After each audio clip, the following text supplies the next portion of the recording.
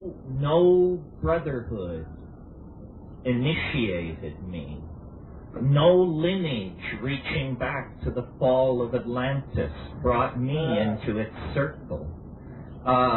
Therefore, I feel completely free to say anything I want. Nobody has ever come to me and said, "You are spilling the beans, you are telling the secret." A long, long time ago, and we all have different opinions. This is mine.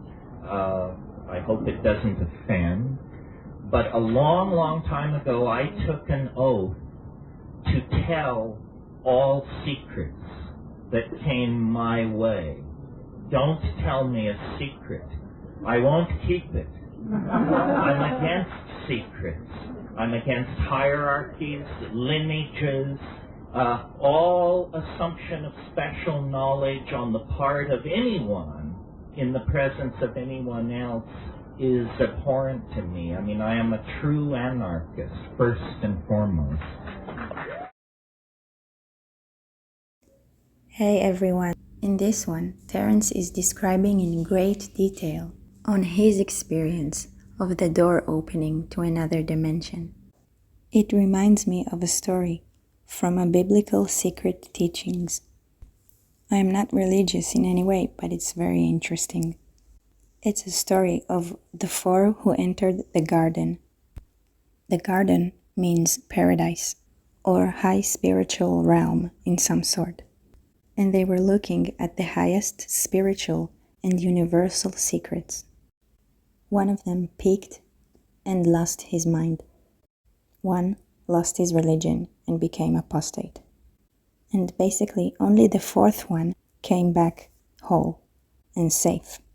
And it made me think that if someone wants to peek through the doorway and see the secrets of the spiritual and physical world, then he needs to ask himself first if he is really ready, if he is ready to the possibility that his whole reality will flip upside down. For one, it can be a dream come true, and for another, it can be a nightmare. I think it's a teaching and healing experience, and that it's not a game, and if you were considering to do it just for the experience, then don't. So, some of you have heard me do this before, but it's a personal thing and yet it's a general thing. My notion of the psychedelic cosmogony, if you want to think of it that way, is it's like a bullseye. It's like a series of concentric circles, and various substances place you in various quadrants of that mandala at various distances from ground zero, which is at the absolute center. And nature, in her bounty, has provided various coordination points. I mean, there's the cannabis coordination point, the opiate coordination point, the tropanes that were so important in European witchcraft, the solanaceous plants, hyoscyamine, those things. That's a different chemical family and a different group of plant families that these compounds occur in. And I've been at this fairly steadily since 1964, and have tried to do everything with a certain level of attention and reverence, because I think that it's all very fine to go armed with the knowledge of pharmacology, dose response, LD50 and all that, but I think as pagans and magicians we really understand that the mind can do anything. And there's a horribly frightening little passage in Jung somewhere where he says the unconscious has 1,000 ways to terminate a life that has become meaningless. Meaning, you'll step in front of a streetcar or something. So, in my lifetime of looking at these things and being interested in many other things as well, heresies, obscure backwaters of art history and literature, peculiar philosophies that rose and fell centuries ago in obscure parts of the world. My theory of life's exploration is to run edges. And I've mellowed over the years, but I used to say, if a book isn't 100 years old, you shouldn't read it. If a person isn't dead, you shouldn't worry about them. If they wrote in English, you shouldn't bother with them, so forth and so on. In the course of sorting out as many peculiar and bizarre possibilities as life could offer me in many places, my attitude was always critical. My attitude was always a show-me attitude. I don't believe in faith. I don't believe in belief. My favorite gospel story is the story of the Apostle Thomas, who was not present when Christ came the first time after the resurrection to the upper room.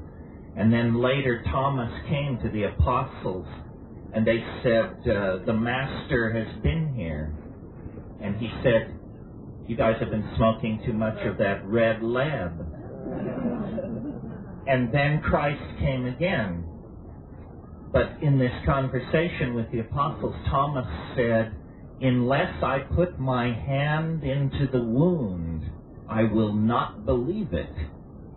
And then time passed, and then Christ came again to the upper room, and he said, Thomas, come forward. Put your hand into the wound. And he did, and then he said, Lord, I am not worthy, so forth and so on. My conclusion about this story is that alone among all humanity in all times and places, only one person ever touched the incorporeal body of God. Thomas the doubter touched because he doubted. It was not necessary that the believers should be vouchsafed such a boon, but the doubter was awarded the supreme enlightenment. Okay, so much for that. So my thing has always been, whether you present me with a diet, a social arrangement, society, a sexual conundrum, a work of art, my criteria is it shit or is it shinola? And I'm happy to give you the benefit of my personal life's experience proceeding along those lines. I want to talk about what to my mind is the quintessential hallucinogen, and consequently the quintessential spiritual and magical tool of this dimension, and that is DMT, dimethyltryptamine, a compound that occurs in the human nervous system. It occurs in many, many plants. It is the commonest hallucinogen in all of nature.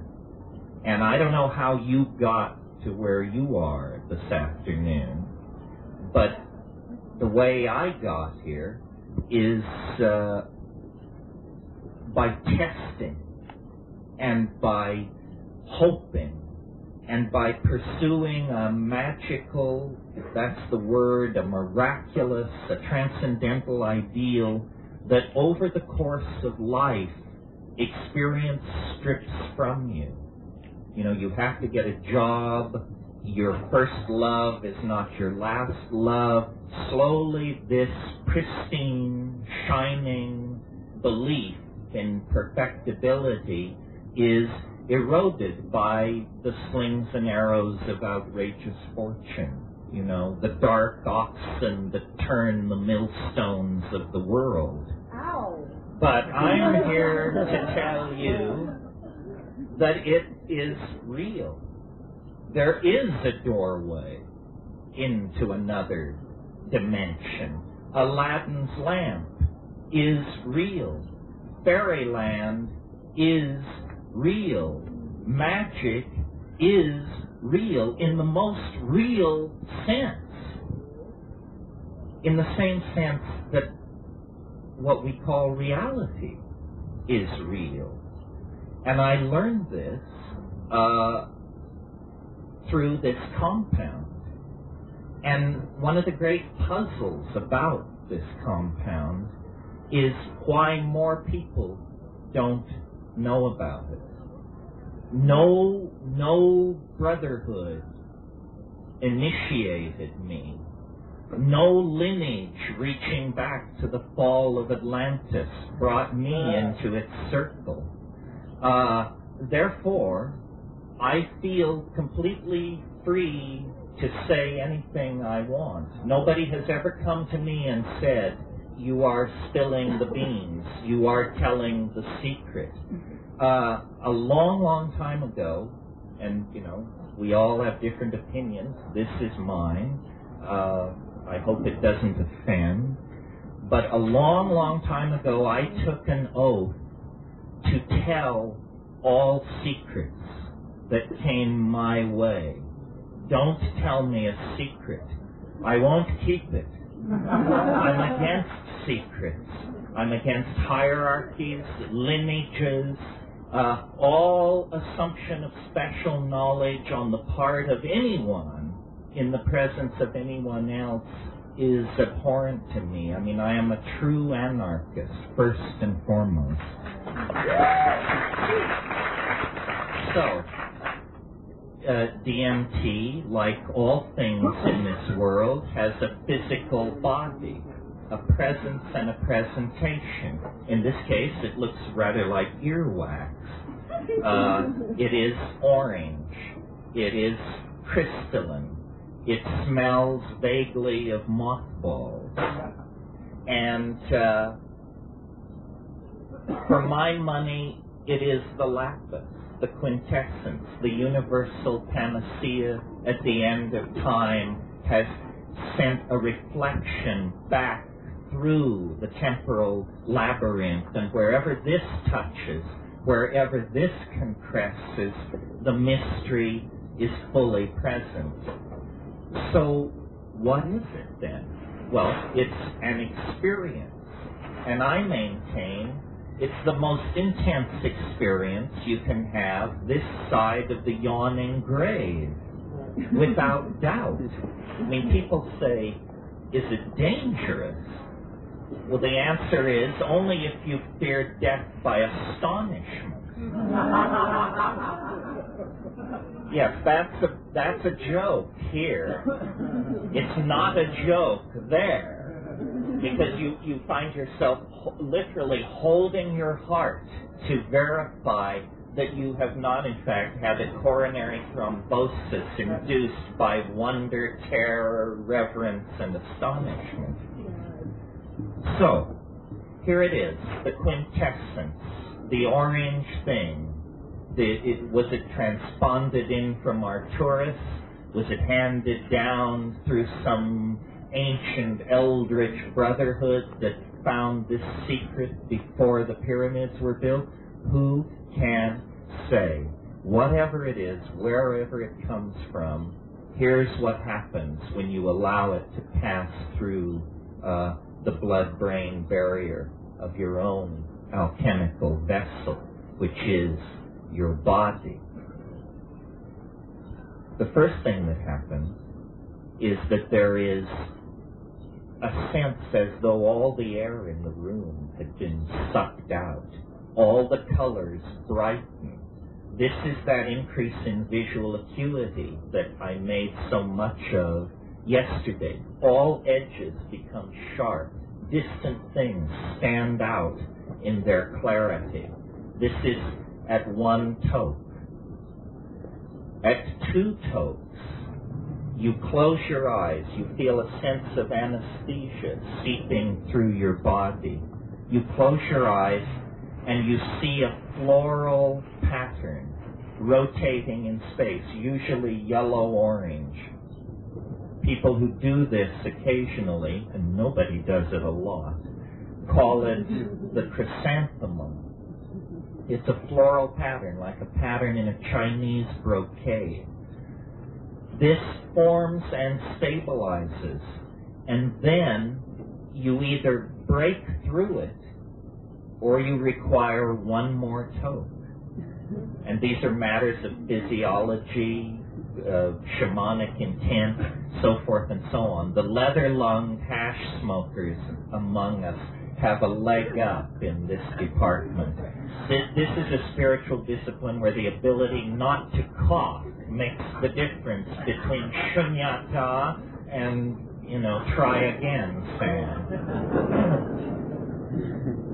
So, you take, let us assume, a third toke, long and slow, through a glass pipe. Pure, you vaporize this stuff. You don't mix it with weed or oregano or any of that, which was done in the past. You want the pure stuff. And you take it in and in and in, and there is definitely somewhere in here a threshold which you must exceed. And when you do that, this membrane-like thing, this chrysanthemum, will actually part, and there is a sound like the crumpling of a plastic bread wrapper or the crackling of flame. A friend of mine says this is the radio intellecti of your soul exiting through the anterior fontanelle at the top of your head. Could be. In any case, this crackling sound and a tone,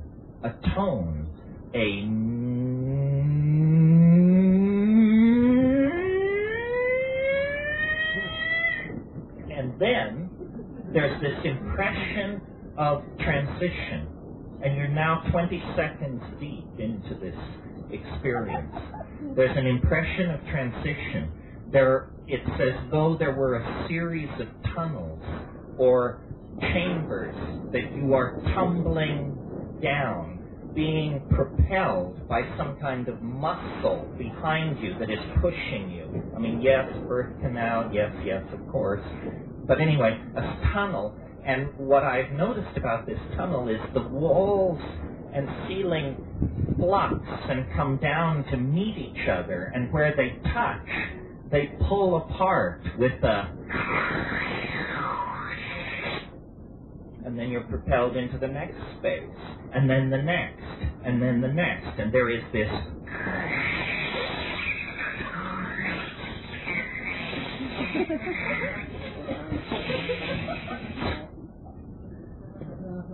Right. And then you are there. And this is what I want to talk to you about, because of all communities, I hope, perhaps collectively, simply, someone can say something enlightening about this. Then you are there, and where is there? It's underground.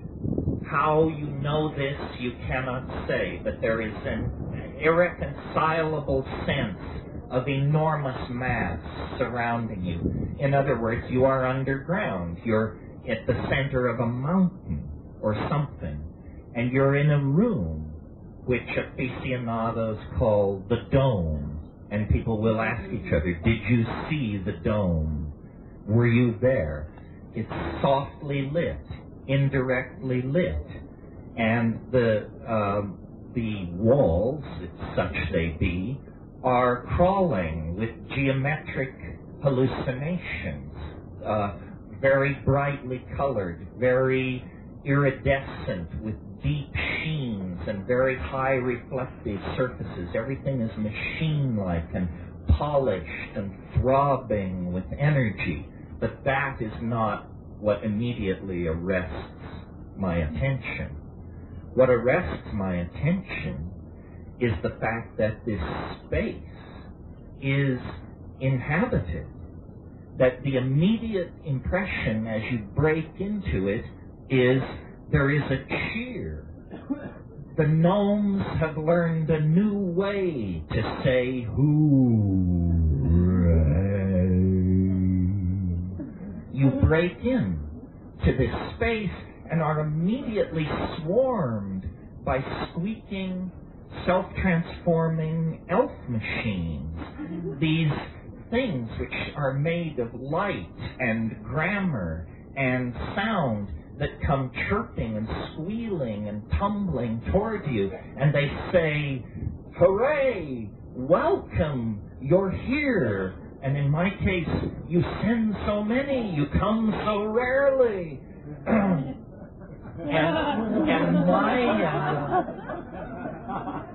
my immediate impression, no matter how many times I do this, and I've done it maybe 30 or 40 times, which isn't a lot in a lifetime of worshiping it, my immediate impression is that they are welcoming. There is something going on which I've over the years come to call love, L-U-V, not light utility vehicle, but love that is not like eros or not like sexual attraction. I don't know what it's like exactly. It's almost like a physical thing. It's like a glue that pours out into this space. And my immediate impression in there is I'm appalled. I'm appalled at how far I've come. And one of the strange things about DMT is that it does not affect your mind in the ordinary sense, in that, drugs, they make you giggly, they frighten you, they stimulate you, they depress you. DMT does none of this. You go to that place with all your groceries. You're there, and you're there thinking, Jesus H. fucking Christ, what is this? What is it? And you're thinking, I must be dead. I've done it this time. The psychedelic mantra, I've done it this time. I must be dead. And so you think heart, yes, heart, pulse, yes. And meanwhile, these things are literally in your face. And what they do is they jump into your chest, and then they jump out again. And what they're doing, and this is the point, I think, what they're doing is they are singing, chanting, speaking in some kind of language that is very bizarre to hear. But what is far more important is that you can see it. They speak in a language which you see. And this is completely confounding, because syntax is not something you ordinarily reach out and touch. And in this space, that's what's happening. And so, like jeweled, self-dribbling basketballs, these things come running forward. And what they are doing with this visible language that they create is they're making gifts. They're making gifts for you. And they will say,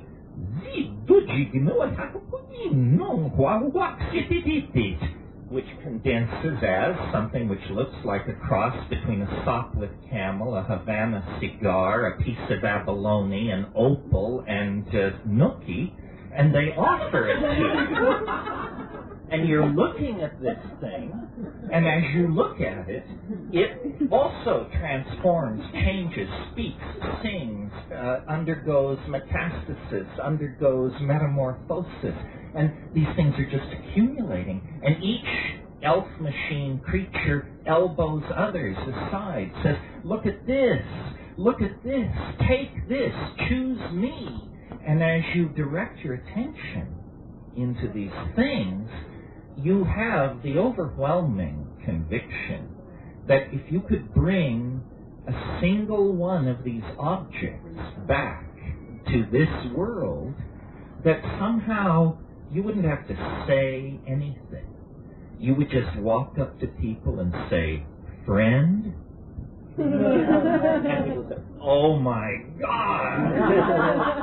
We've got a piece of the action, the real action. So, this state of ecstatic frenzy, and it's like a Bugs Bunny cartoon running backwards in cyberspace or something. This state of incredible frenzy goes on for about 3 minutes, and all the time the elves are saying, don't give way to wonder. Do not abandon yourself to amazement. Pay attention. Pay attention. Look at what we're doing. Look at what we're doing, and then do it. Do it. And it's this thing where then everything stops, and they wait, and you feel like a torch, a spark lit in your belly that begins to move up your esophagus. And eventually when it reaches your mouth just flies open. And this language-like stuff comes out.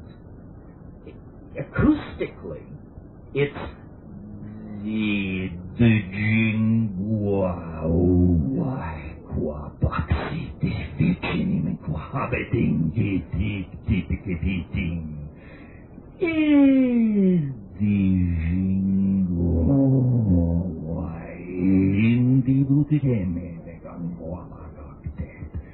but what you're not hearing it.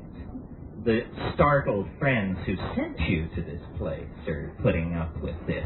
What you're experiencing is a visual modality where these tones are surfaces, shading, colors, insets, jewels. You are making something.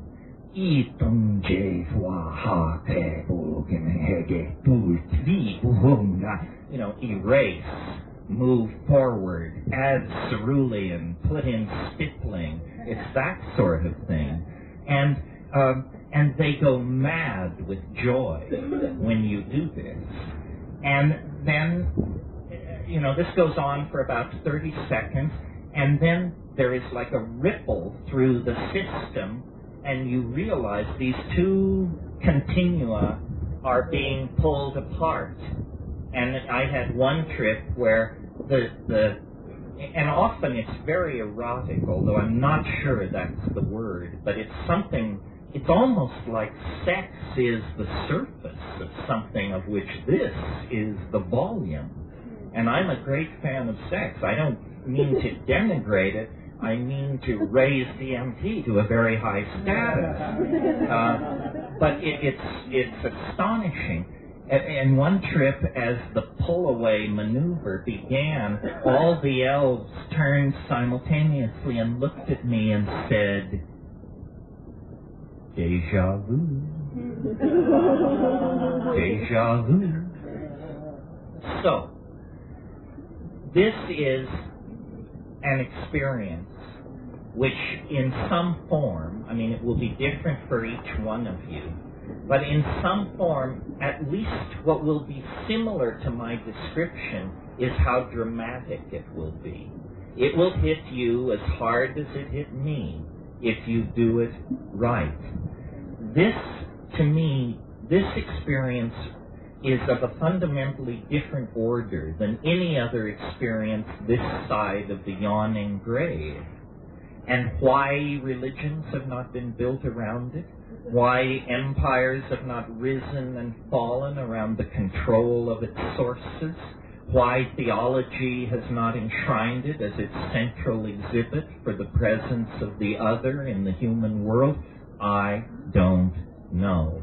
I can tell the secret. As you notice, nothing shuts me up. But why this is not 4-inch headlines on every newspaper on the planet, I cannot understand, because I don't know what news you were waiting for, but this is the news that I was waiting for.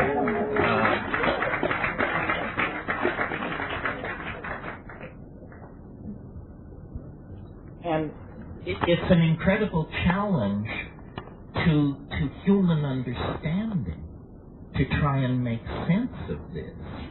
And I started out, reading Jung, doing my Hindu, getting up to speed with all that, studying Zen Buddhism, studying shamanism. The thing that puzzles me about DMT is how little trace there is of it in the human world.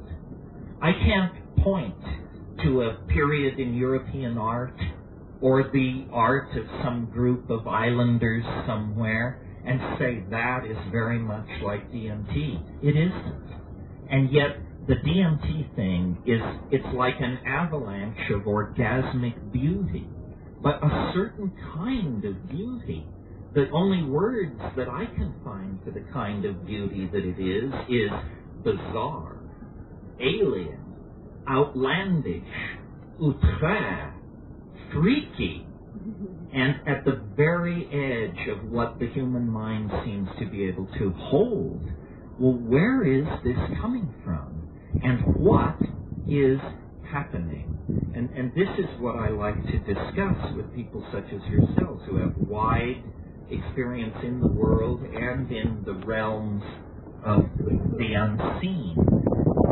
This has to be taken seriously. In other words, it's only a hallucination thing. That horseshit is just passé. I mean, reality is only a hallucination, for crying out loud. Haven't you heard? So that takes care of that. It's only a hallucination. What we've got here, folks, is an intelligent intellect of some sort that is frantic to communicate with human beings for some reason. And the possibilities can be logically enumerated. I mean, what we've got here is either this is an extraterrestrial, evolved around a different star, possibly with a different biology, may not even be made of matter, came across an enormous distance sometime, maybe long ago, has some agenda which we may or may not be able to conceive of. This is it, the real thing. As the little girl said in Poltergeist, they're here. So that's one possibility. That's just one possibility. And I present these without judgment because I'm not sure.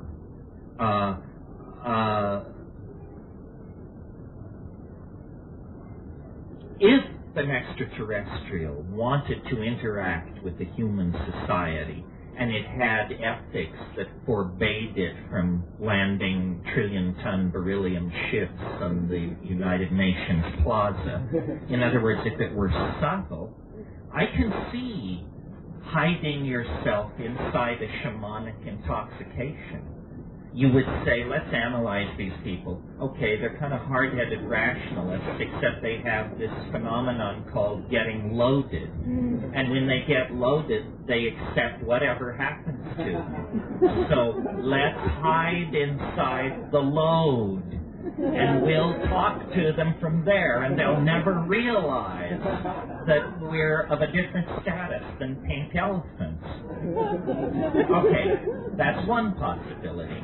Now, another possibility is that this is not about extraterrestrial flight and enormous technologies and distant homelands, that, and this is maybe closer to, friendlier to pagan notions, that there is a parallel continuum nearby, essentially right here.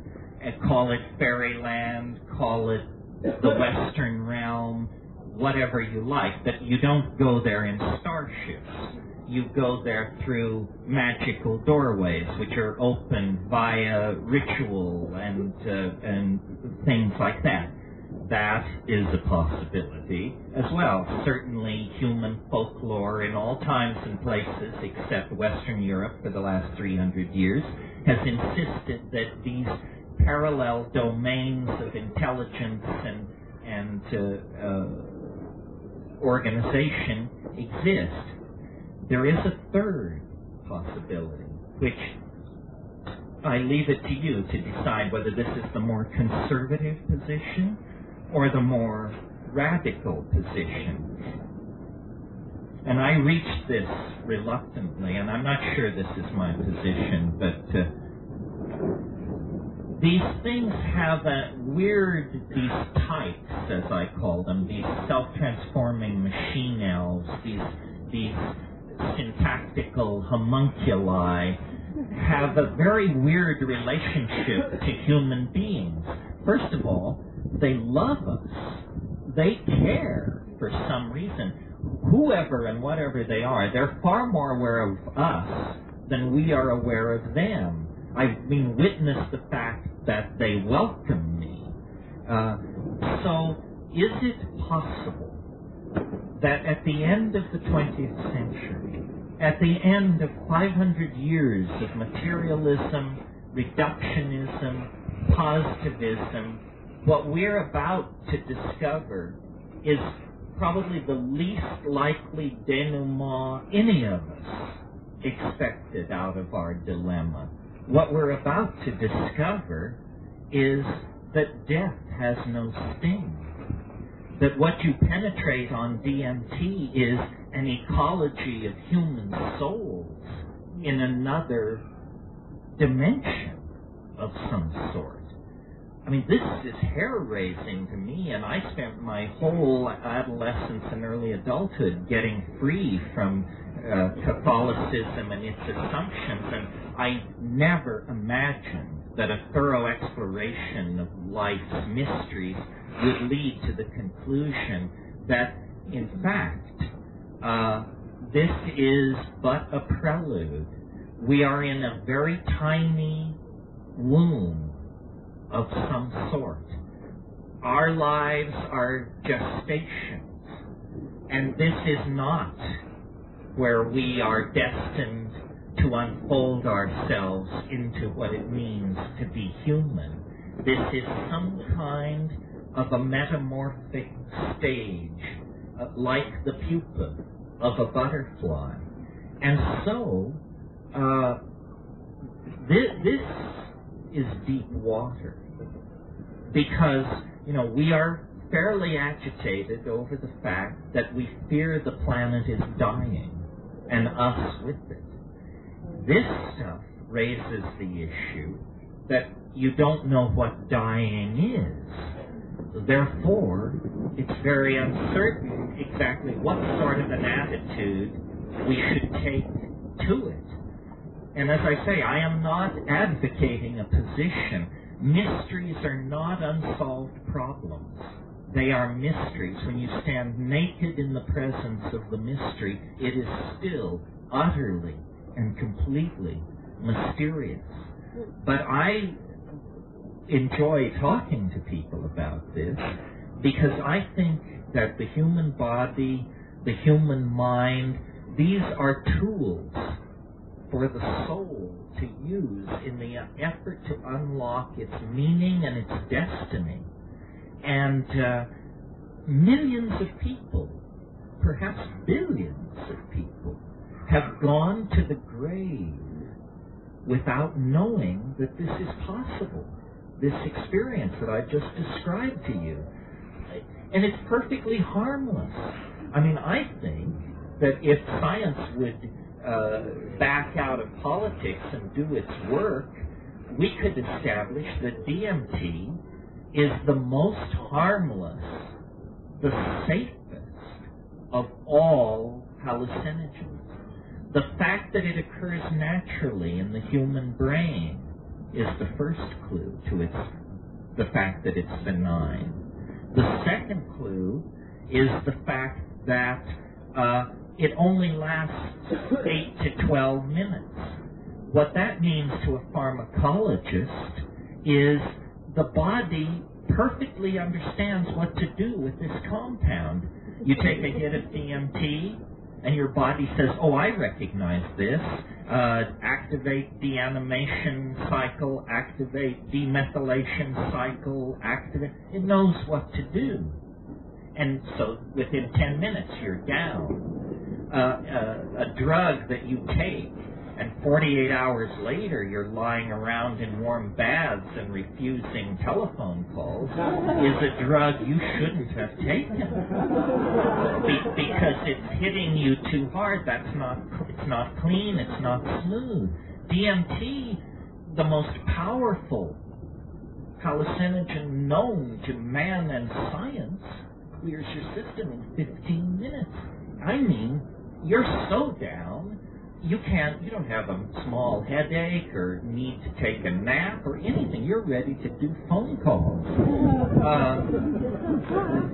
So how can it be then that a compound which each of us carries right here, right in the pineal gland, right in the Ajna chakra, the Philosopher's Stone is no further away than that.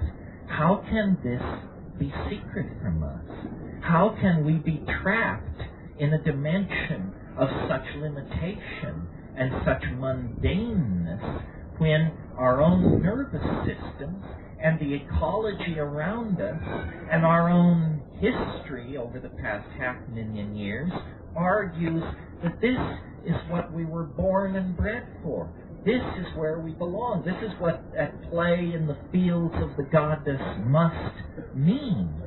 And somehow history has made us dysfunctional, buried the mystery, made it, if at best, a piece of secret knowledge jealously guarded by somebody. I mean, I don't know. There are lots of mystery cults and secret societies in the world. I don't know if any of them are guarding DMT as a secret. It may be so. No one told me to keep my mouth shut. If a very suggestive short story, I'm sure many of you know and love the Argentine surrealist writer Jorge Luis Borges. Well, Borges has a book, I believe it's called Labyrinth. And in Labyrinth, there is a short story called The Sect of the Phoenix. And it says, there is a sacrament older than mankind. The sectarians have been the victims of every persecution in human history. And the sectarians have been the purveyors of every persecution in history. These sectarians are not identifiable by race or place or language or time. To the adept, the mystery appears ridiculous, yet they do not speak of it. One child can initiate another. It is orange. Ruins are propitious places. Do it in the moonlight, in the at the thresholds of buildings. And that's all it said. It's a page and a half. And it suggests, and see, here's the thing. I mean, I am not as articulate on this subject as I wish I could be. If this is not the secret that these lineages are guarding, then they're guarding an empty house. This is the secret. It is. It is. It cannot be anything else. It is the Neoplatonic one. It is the transubstantiant object, the panis supersubstantialis of the alchemist. And I'm not saying that people have known about this for a long time. DMT is in many plants, as I've said, but spread very thinly. And we don't have historical records of anyone ever concentrating it. I've done the DMT plant preparations of the Amazon, the snuffs, and the ayahuasca. And on ayahuasca, if it is heavily laced with the DMT-containing plant, after hours of breath work and drumming alone in the jungle, you can begin to open it up to the place that DMT will carry you to in 45 seconds in an Upper East Side apartment, whether you like it or not.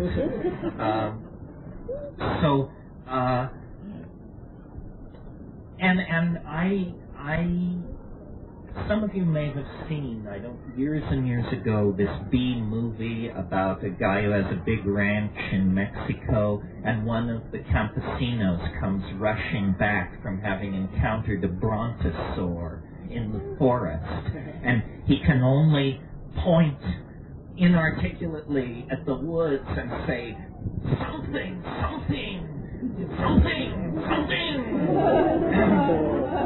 And that's what I am. I'm a monkey. And I've come back to the truth. And I'm telling you, there's something over the next hill that is off the scale. Off the scale. And I have made it my business to, delve. I'm a delver. I'm a noetic archaeologist. The obscure heresies and strange rites and all of this stuff. Been there, done that. It's all pale soup compared to this. And so I hype it to you.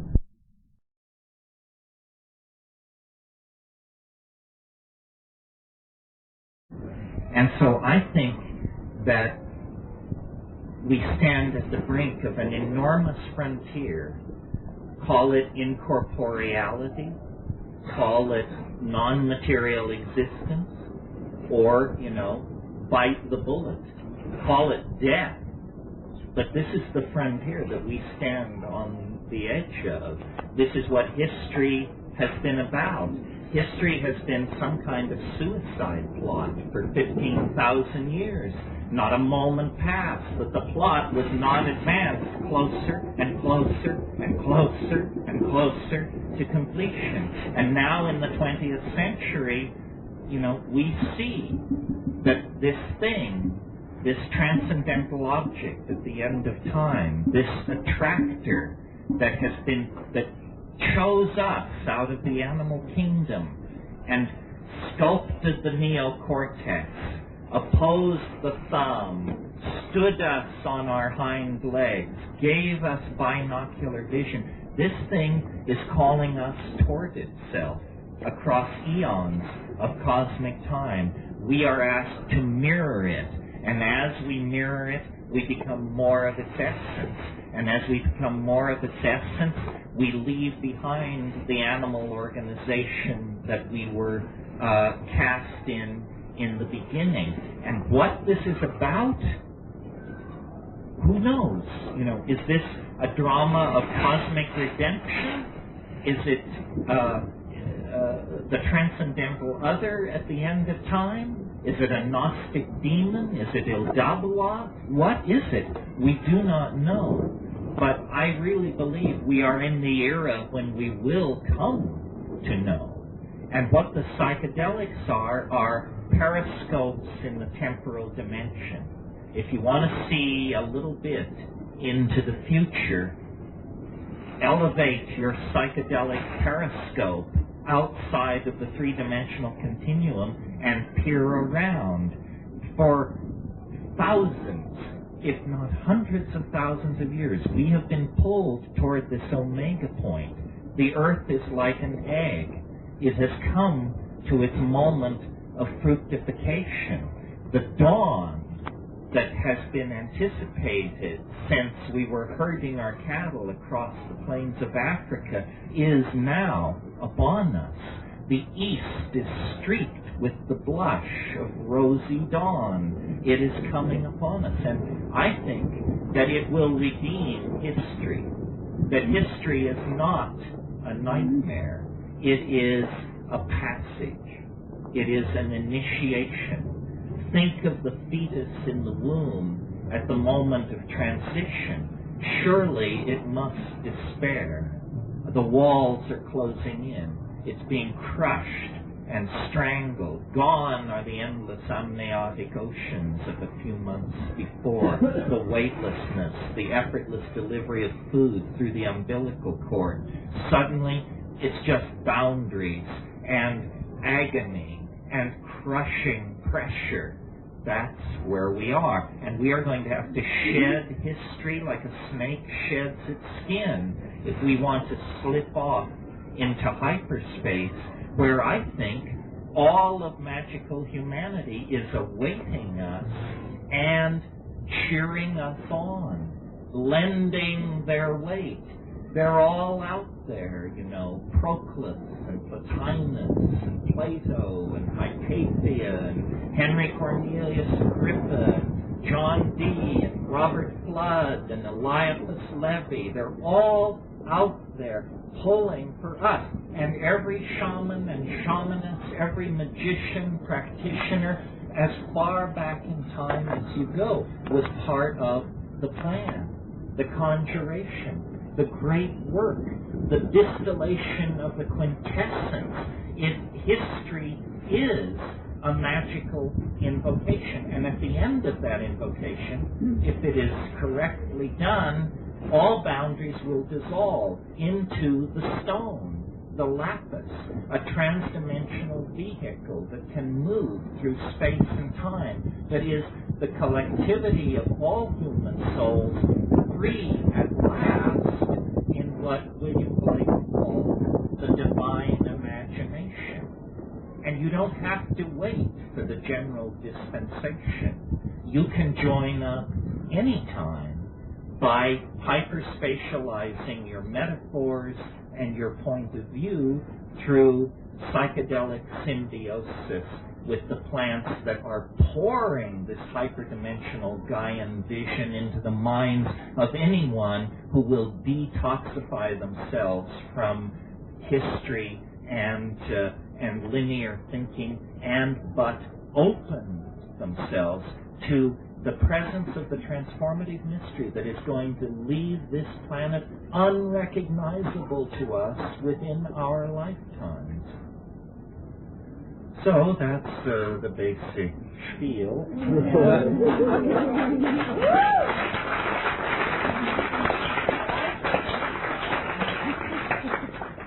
And I think it raises a lot of questions, and yours is first. Please, wait, is there a microphone, or would that thoughtfully anticipated? Just repeat it. I'll repeat it. Okay, are there any northern hemisphere Western herbs that would have this that we would have access to? The answer is yes. Yes. Repeat the question. The question is, are there herbs in the temperate zone that contain DMT? And yes. There are certain grasses, Phalaris arundinacea, Phalaris tuberosa. These can be ordered from plant dealers or gotten, ironically enough, from agricultural experiment stations, because these are pasturage grasses. A lot of people are doing wonderful work right now learning how to make DMT preparations out of native plants. The mature Phalaris grass, it's very diffuse, the DMT. So what people are doing is they're getting the seeds and they're sprouting them in a sprouter. And then they're taking the sprouted seeds and air drying them. Well, you can imagine how powdery sprouts become if you air dry them. Well, then you can powder up a handful of these sprouts and twist that into a bomb and come very, very close to the flash point. The other thing, since I'm talking to recipe-oriented magicians, the other thing you need to understand if you want to work in this area is that DMT can ordinarily not be taken orally because there is an enzyme system in your intestines called the monoamine oxidase system, and it will destroy the DMT. But the good news is there are certain compounds called monoamine oxidase inhibitors. Didn't you know it? If you take a monoamine oxidase inhibitor and then you take DMT, the DMT will survive the gut and pass into the bloodstream and pass the blood-brain barrier. So here is a very important piece of practical information I'm about to give you. If you want to inhibit your monoamine oxidase in order to make DMT trips longer or mushroom trips longer and more intense, or to activate DMT if you only have a little bit of it, then what you should get are the seeds of Pergamum harmala. P-E-R-G-A-M-U-M, Pergamum harmala, H-A-R-M-A-L-A. You can either order it under that name from seed dealers, or go to an Iranian market and buy what is called Hurmal, H-U-R-M-A-L. This is simply Pergamum harmala seeds. They use it as an incense to fumigate rooms. But 2 grams, don't take more. 2 grams of this, macerated in a mortar and pestle with spring water taken from a spring at the new moon near a crossroads, will inhibit your MAO. It will inhibit your MAO. Consequently, then when you smoke the bomber of Polaris dust, it will grab on. Or you can even smoke mushrooms then, and they will grab on. So knowing how to inhibit MAO is one of the key techniques in this kind of herbal shamanic magic.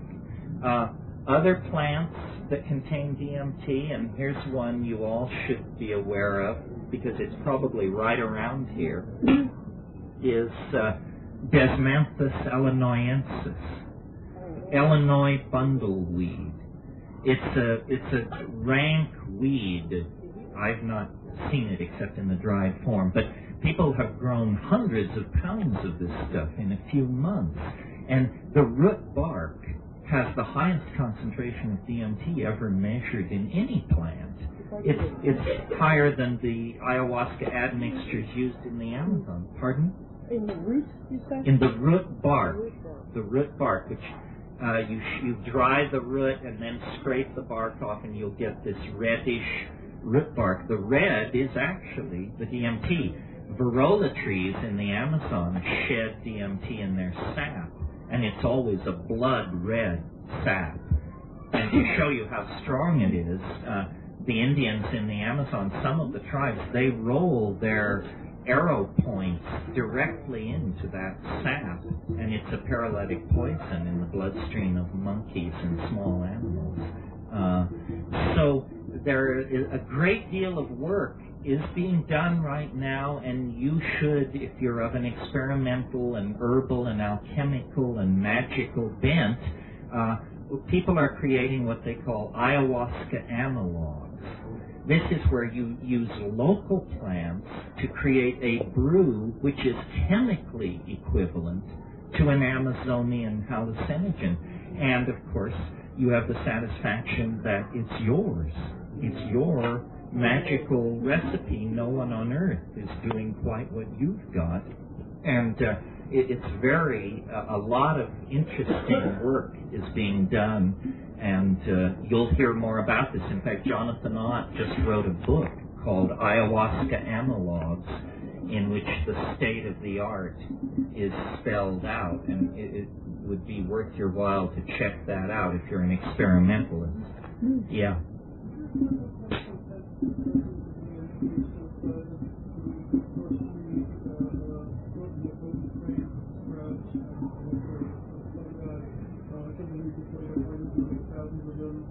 The question is there a more is there a simple reagent test for the presence of DMT? The answer is sort of. You can do a paper chromatographic test, and all you need is a little UV light and some chromatography paper and some solvent dishes. I mean, it's at the level of a 7th grade science project. Yes, I don't know how much I should say on this subject. I'm probably about to say too much. But at one gathering I go to, one of the people who's a very regular part of that particular posse is a wheat breeder. So when he heard about the phalaris, he was a geneticist and a wheat breeder, and he has been working very quietly on his own to produce super strains of phalaris. And I think we will soon see super strains, because the underground community is incredibly creative in this area. The compound I talked about yesterday, Salvia divinorum, that's all underground work. Brett Blosser, the anthropologist who discovered it, is a complete freak.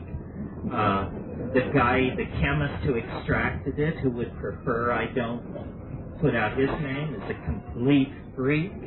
And the people who then did the confirmation studies, my brother and his band of performing pharmacologists, all three. So we do not take ourselves seriously enough. I mean, we have our scientists, we have our philosophers, we have our thinkers, our legal experts. We are a complete community. And it's no longer, in my mind, even necessary to publish in straight journals and to seek a pat on the head from, the American pharmacology community. They don't understand what these things are for anyway. Yes. About yesterday, you mentioned something of the jungle in the Batesville, California, and I don't have the first part of that. Could you give us the name of the... Yes, I'll repeat this. Okay. And strengthen once again my case to the guy who owns the company that he should pay me for if you want a catalog of extremely rare and useful psychoactive and magical plants, probably the most complete in the world, the company is called Of the Jungle, P.O. Box 1801, Sebastopol, Sebastopol, California, 95472. Write and ask for a catalog, and tell them George Bush sent you. No, I'm teasing. Don't tell them that. They won't send you the catalog. 1801 is the box number. Yeah. You see Carlos Castaneda's new book, The Art of Reading? I haven't. I have so much reading to do that I tend to restrict my reading to nonfiction. I think in there something of use, at least metaphorically, for these machine-like cells. He talks about attaining a state of lucid dreaming, then he talks about inorganic beings entering into that lucid dreaming he calls scouts. And he sees two kinds, different kinds of energy. One he calls a crackling energy, and another kind of sizzling energy that the scouts appear with in the dream. And they're inorganic beings actually outside come in. I have found very similar description in the fairy state and Celtic countries by W.Y. Evans Wentz. I think it's highly improbable that the two would be so close that something wasn't there, regardless of the apparent fictional nature of much of this narrative. Well, Lenny, I didn't mean to diss Castaneda as a metaphor maker. No, I think the Teachings of Don Juan is a tremendous book. I'm very suspicious of some of his later stuff. It's interesting what you said, because the famous crow transformation in the Teachings of Don Juan has been traced, and I'm sure many of you know this book, has been traced to George MacDonald's book, Through the Gates of the Silver Key. And George MacDonald was a friend of Evans Vance.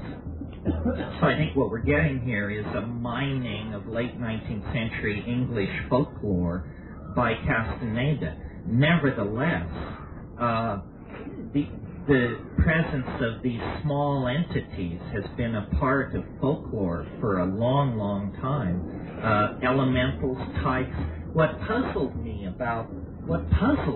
I guess, is I've spent a lot of time in this magical literature and art historical area, and the descriptions don't quite match.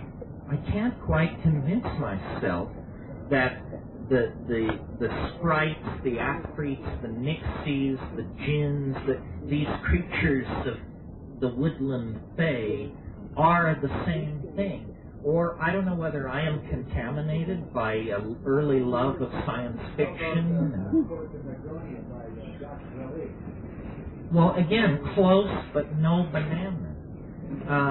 There, all these popular aliens that are running around, you know, the Whitley Streboids and all these things, are much more mundane than what I encountered. I mean, what I encountered was terrifyingly not human, terrifyingly alien, and I just do not quite get. And Madame Blavatsky was into it, and they're always saying, you know, I don't know, they're very sort of cut and dried about it. And when I encounter an extraterrestrial alien or a creature from another dimension, the main thing that's happening for me is the implications are blowing my mind. They seem totally immune to the implications. Yeah. Scream.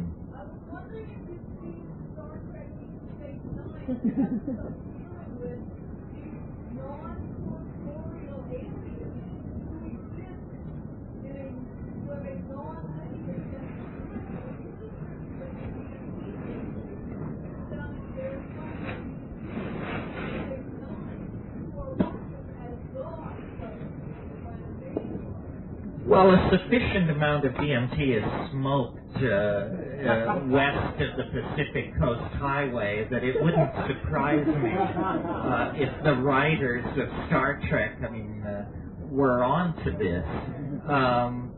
Yes, what is not much talked about, the part of the experience which is anomalous, and maybe people who know more about magical literature than I do can correct me, but what the elves are really interested in is this stuff which I call visible language. That's the whole point of the encounter, is to exhibit it and to get you to do it. Well, now, first of all, think for a minute about ordinary language. It's really weird. It's the weirdest thing we do. I mean, if you were looking for the thumbprint of God on creation, human language would be a good candidate. Because, look, we're supposed to be some kind of animal who just went a little further than the next guy. But to get out of that Shakespeare and Milton is a pretty amazing accomplishment, hardly to speak of the mathematical languages that we generate. So something happened. Some people think only 35,000 years ago. Imagine if that's true. I mean, I don't care. Some people say 150,000 years ago. But to speak, to take small mouth noises and to turn them into signifiers for symbols and relationships, in spite of some people's enthusiasm for cetaceans and dolphins, I just am not overwhelmed by the evidence. I mean, to me, it is a miracle to be able to speak poetry. It is a miracle. I mean, when Coleridge wrote, "And south and south and southward we fled, and it grew wondrous cold, and ice mast high went floating by as green as emerald." I mean, that's language, and it's magic. And we have a fascination, then we also paint, then we sculpt, then we write, Then we create electronic databases, then film, television. Clearly, what we want to do is we want to communicate visually. And these things are saying there's a way to do it. Do it. And I don't understand. Do we all have to be loaded on DMT all the time? Can you learn to do this? The gentleman who asked about dreams, here's a piece of information that is critical in this jigsaw puzzle. If you have smoked DMT at any time in the past, it is possible to have a dream in which people are running around and you're checked into the Mars Hotel and the luggage is lost and this and that, and in the middle of all that, someone drags out a little glass pipe and hands it to you. It will happen. It will happen in the dream. Not a memory, not a simulacrum. It will really happen. Well, now, to me, that's an amazing piece of data, because what it's saying is you can do it on the natch. You may have to be dead asleep, but still, on the natch, this can be done. And the lucid dreamers, the biofeedback people, the people who claim these wonderful things that you can do with sleep and dream and programming, I challenge them. Teach people to have DMT dreams in their sleep. And then let's figure out how to drag that puppy into the light so that we can do it at will on the natch. Just one second. One thing that I have come to believe is that we remember no more than 5% of our dreams, and it's the most mundane 5%. I think, and there's scientific evidence to support this. Remember I said DMT is in the human brain? Well, it concentrates in the human cerebrospinal fluid on a 24-hour cycle, and it reaches its peak of concentration between 3 and 4 a.m. in most people. That's when the deep REM sleep is happening. When you give somebody DMT, they lay back, they close their eyes, and the way you, the guide, the sitter, I don't like the word guide, you, the sitter, the way you can tell that they're getting off is their eyes dart wildly behind their closed eyelids. It means they're in REM. They're in REM sleep. They've been immediately shoved into deep dreaming. So I believe that what DMT is doing in normal human metabolism is it mediates the descent, the spiral descent into dream, and that every single night we are reunited with the boundaryless oceanic mystery of being that we are so frantic about in waking life and so distant from. And that if we could in fact just engineer a drug that would allow us to remain fully conscious as we drift deeper into dream, we would need no other drug or substance. That's where we want to go. And I think that's where history is headed. What the Archaic Revival is about is a revivification of the Aboriginal dream time. We are going to live in the imagination. We are preparing to decamp from three-dimensional space. I mean, yes, the Earth is the cradle of the human race, but you don't stay in the cradle forever, you know.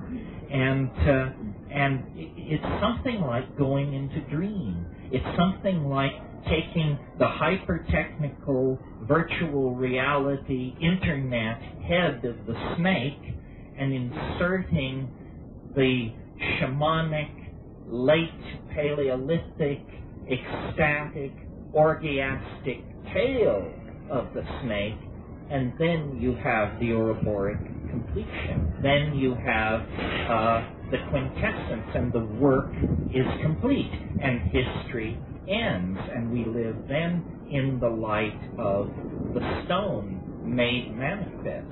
Yeah.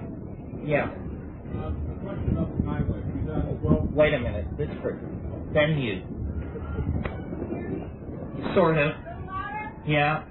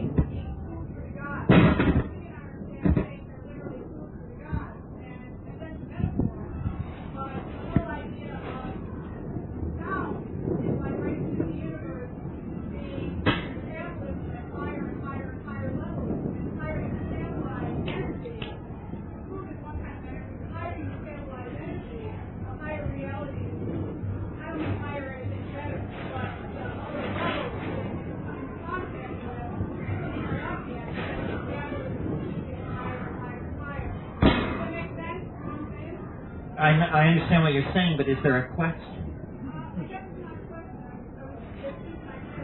Well, it definitely has something, this mystery that we're talking about, it definitely has something to do with sound and the magical role of sound.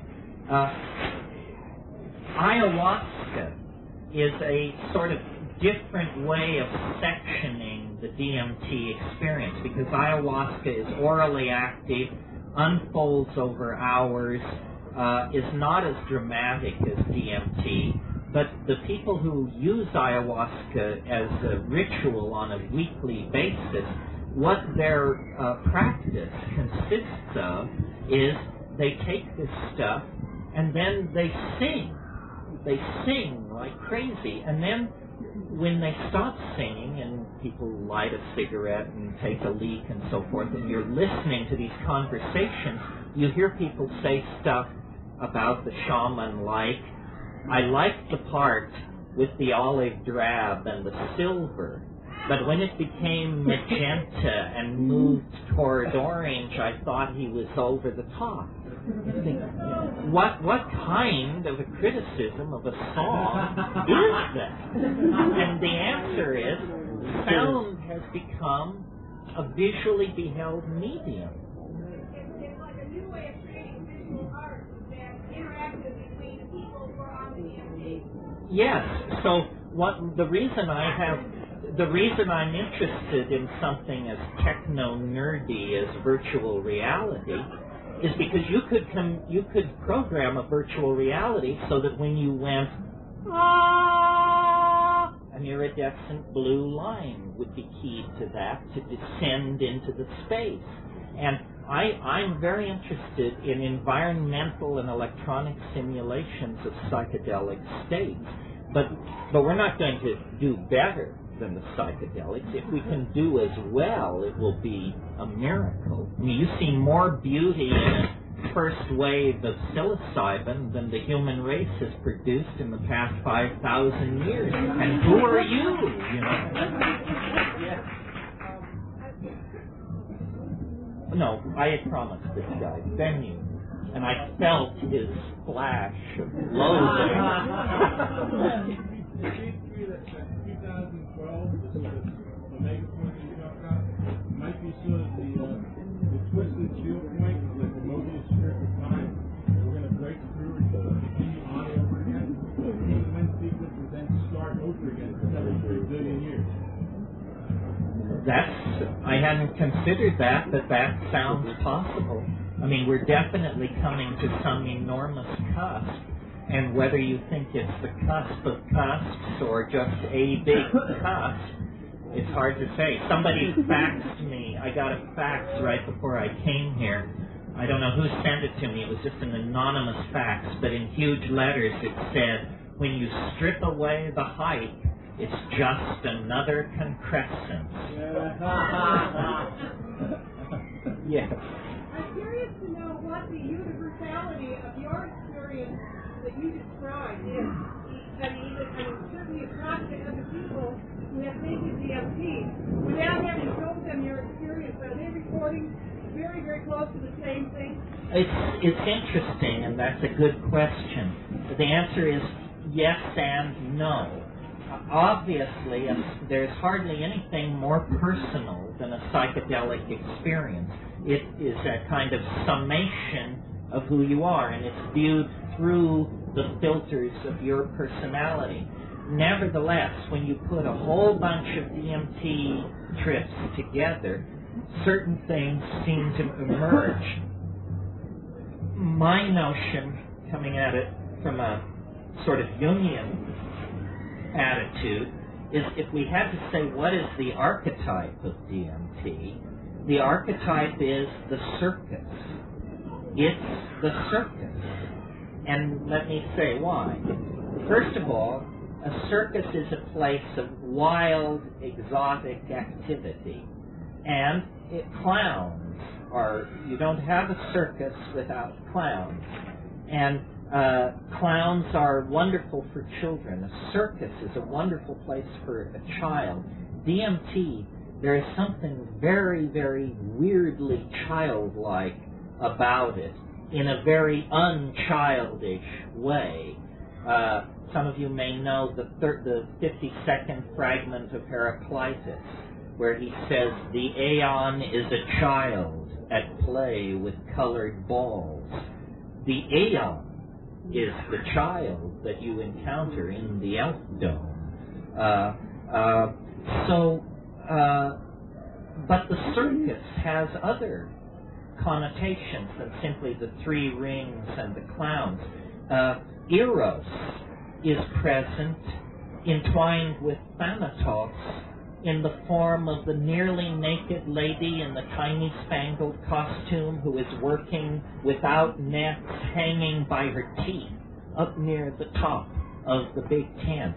And personally, my earliest experience of Eros was that lady in the tiny spangled costume. I was so small, I was wrapped up in something and being held, and I was horny as hell. So there's that. And then there is also, radiating off from the central ring, the freak show.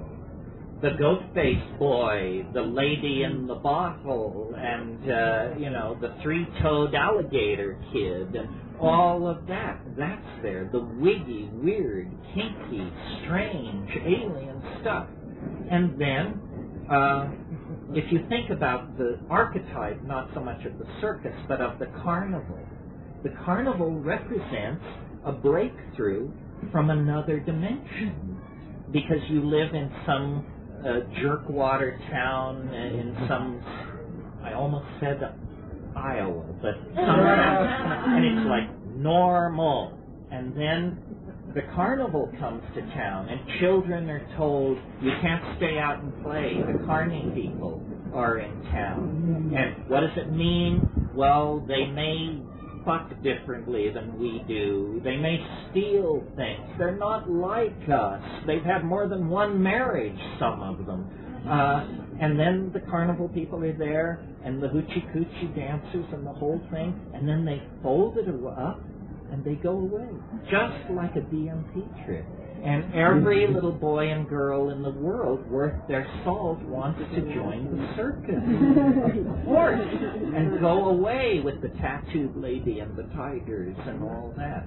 So it is the archetype of the circus. So then I've seen many, many people take DMT, and some get what I get, which is it's sort of gone beyond the circus. It's the circus that the circus as presented on the Nebelganubi Prime or something like that. But one woman who was an anthropologist who I think got a sub-threshold dose, she had a very interesting trip because it was a light trip, but with no prompting from me. She said, I was at a carnival midway, but it was after hours, and there was nobody there, and there were just those those square papers for holding ice cream were just blowing in the wind and getting caught in chain link fences. It was like a sub-threshold dose.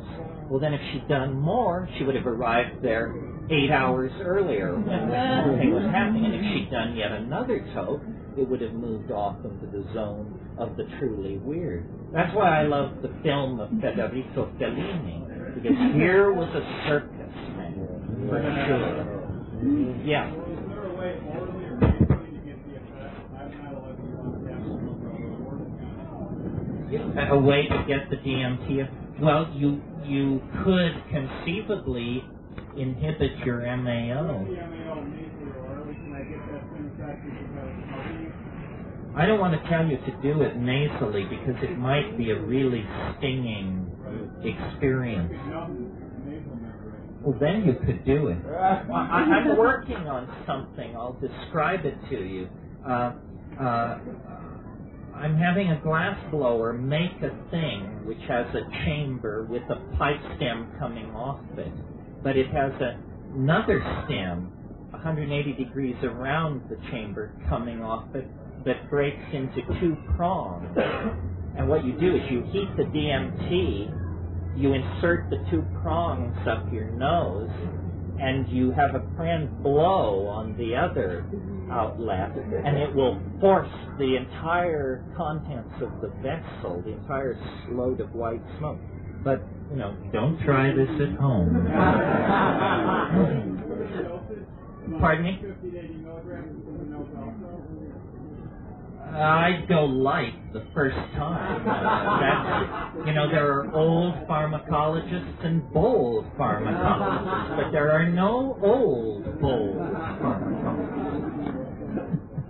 Yeah. Is the MAO inhibitor the same as the antidepressants? There are antidepressants that are MAO inhibitors, that's right, but I wouldn't use them for this purpose, because what you want is what's called a reversible MAO inhibitor. And harmine, or harmaline, which is in the Syrian rue, is a reversible MAO inhibitor, reversible in 4 to 6 hours. Some of these antidepressants inhibit every molecule of MAO in your body for up to 3 weeks. And that's why when they give you those antidepressants, they tell you the long list of don'ts, no chocolate, no red wine, no soft cheese, no lentils, no this. That's a list of alkaloid-containing foods. And if you are on those monoamine oxidase inhibiting antidepressants and you eat a bunch of camembert with your yuppie friends, you'll probably have to be roped down for a while before you straighten out. Yeah. How does DMT experience compare to those you've had on what substances which might be familiar to some of us, like psychedelic mushrooms and LSD? He said, how does DMT compare to more familiar psychedelics like mushrooms and LSD? Let me say this about mushrooms. Mushrooms are my thing. They enlightened me, they straightened me out, they love me. But the way to do mushrooms is the very first move, if you're interested in mushrooms, is, for God's sake, buy a scale. Buy a scale. You wouldn't think that this would be considered such an exotic suggestion to people who are going to put their bodies and minds on the line, because people don't take enough. People do not take enough mushrooms. They take pissant amounts and then they claim that they're initiates. You must take a measured 5 dried grams on an empty stomach. Measured.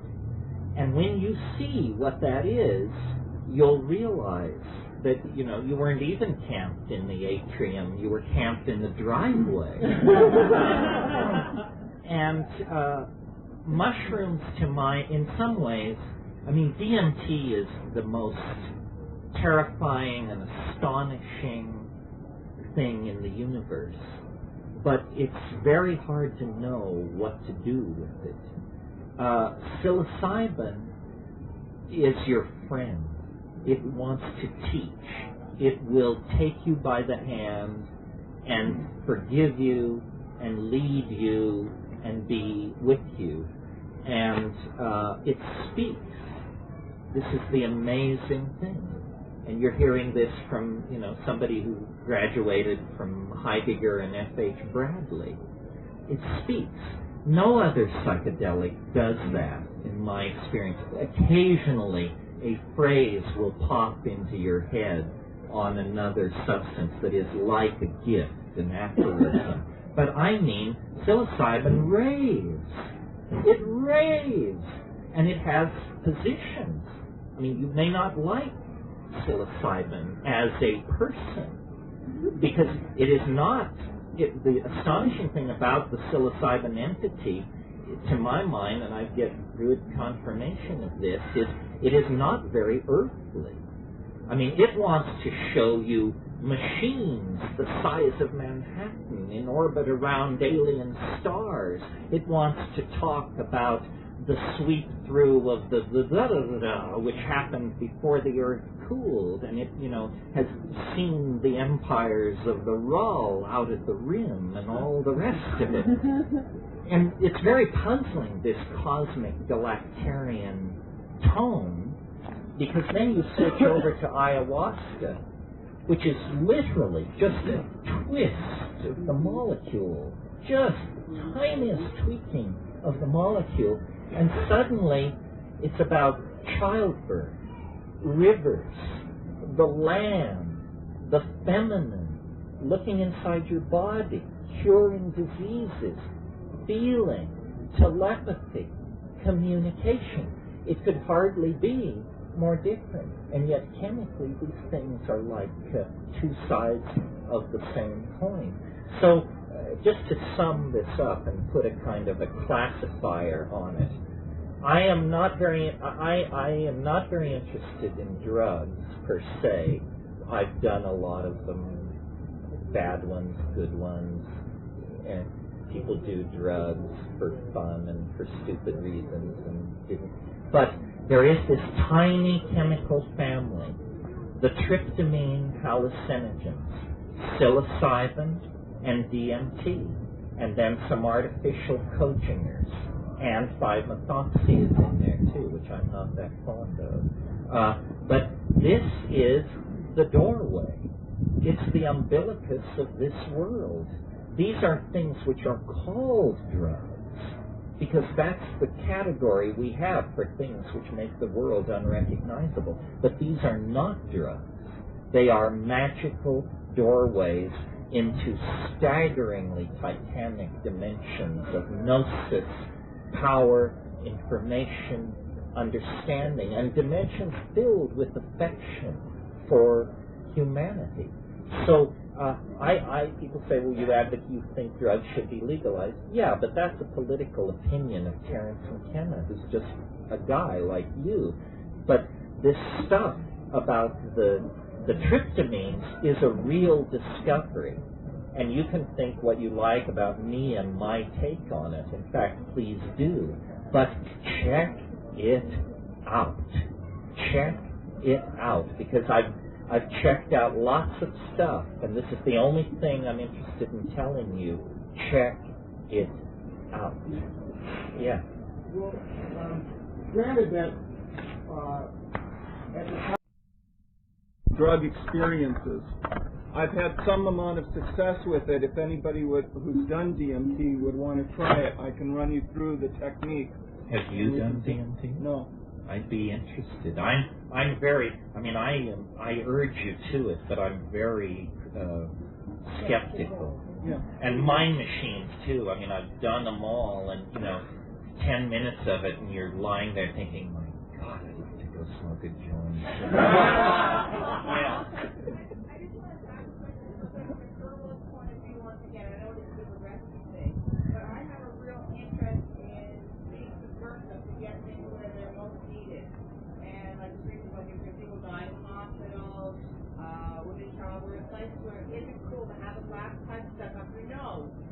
People notice things like that.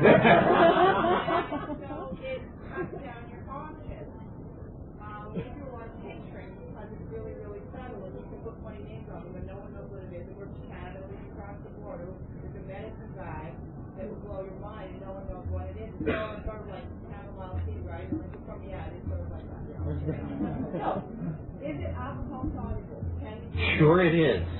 And if you were to make it as an alcohol soluble, you would use like herbal preparation, black red alcohol, because it's the most clear, clean, whatever, and it's diluted in a drinkable form. It's got a hold on your tongue. The sublingually tends to bypass the stomach stuff. Stomach kill the sublingually. That's a great idea. And in that way, you like say heart medication, sublingually goes straight to the bloodstream, your stomach doesn't have to kill it. So the question is, what would you do then? Is it with the bar? Yeah. Like you make everything fruit, right? So you deal with it just like that. Right? And make a tincture of the exactly. Forever in amber bottles. Yes.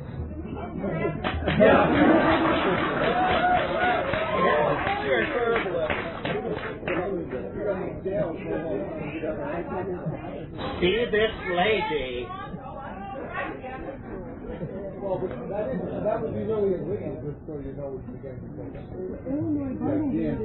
No, but if you concentrated into DMT, then DMT is against the law. Well, but this against the law thing, let me talk a minute about that.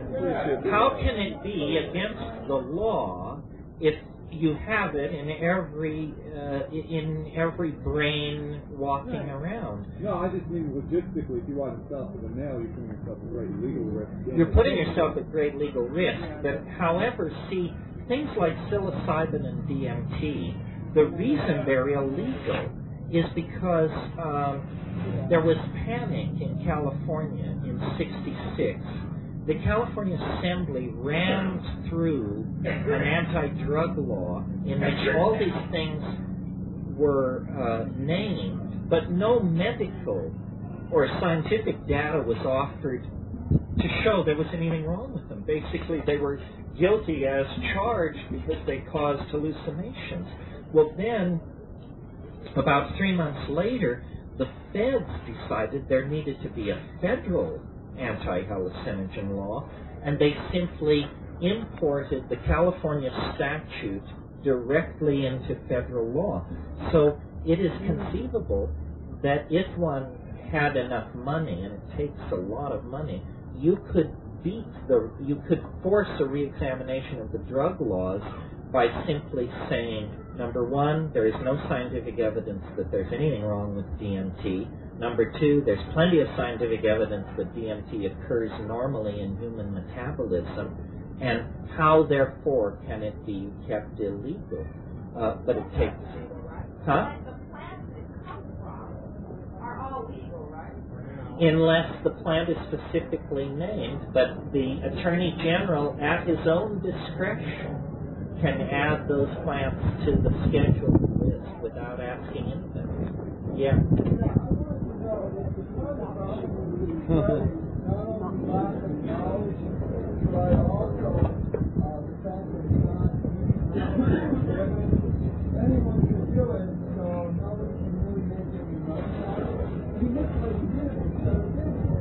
No, well, it's economically driven. I mean, if you had DMT, you could sell a mountain of it. You don't get many repeat customers because if you sell somebody a gram, that's 20 hits. Most people set half of it aside for their great-grandchildren. This is not a drug of abuse. Let me point that out to you. It's sort of a drug of anti-abuse. I know people who say, well, you ask them, what's your favorite drug? They say, oh, DMT, I love it, love it. Say, well, when did you do it last? Well, 1968. I'm still processing, yeah.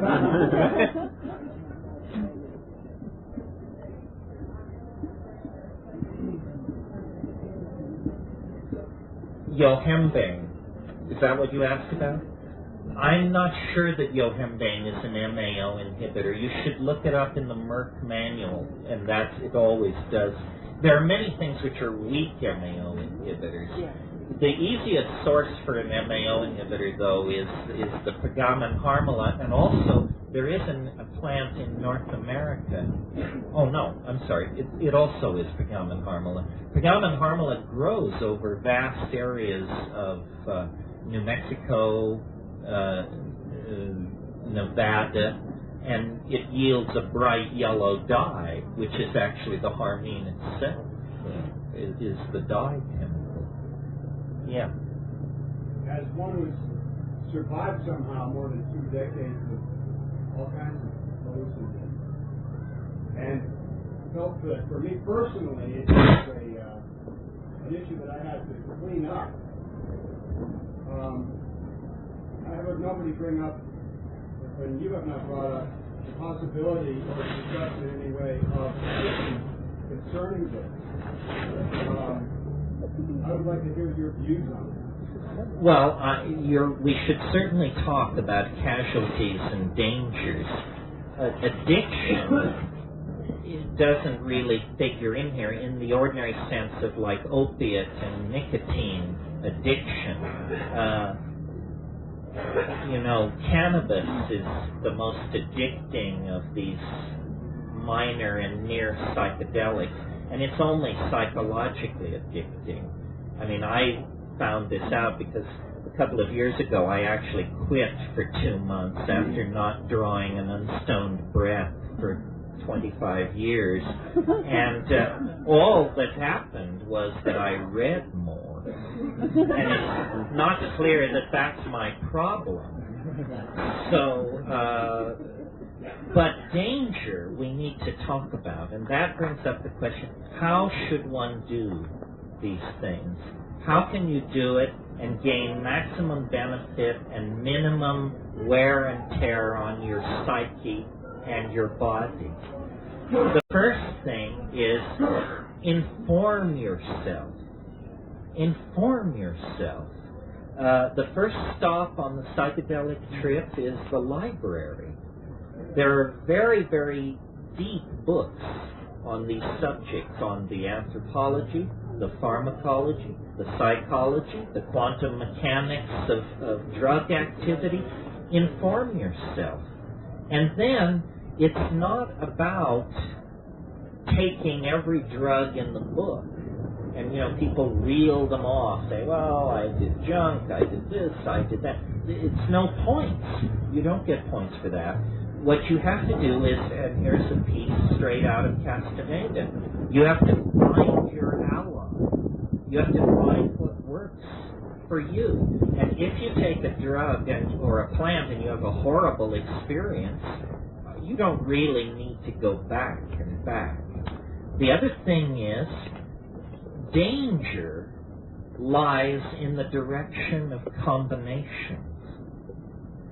These are called synergies by pharmacologists.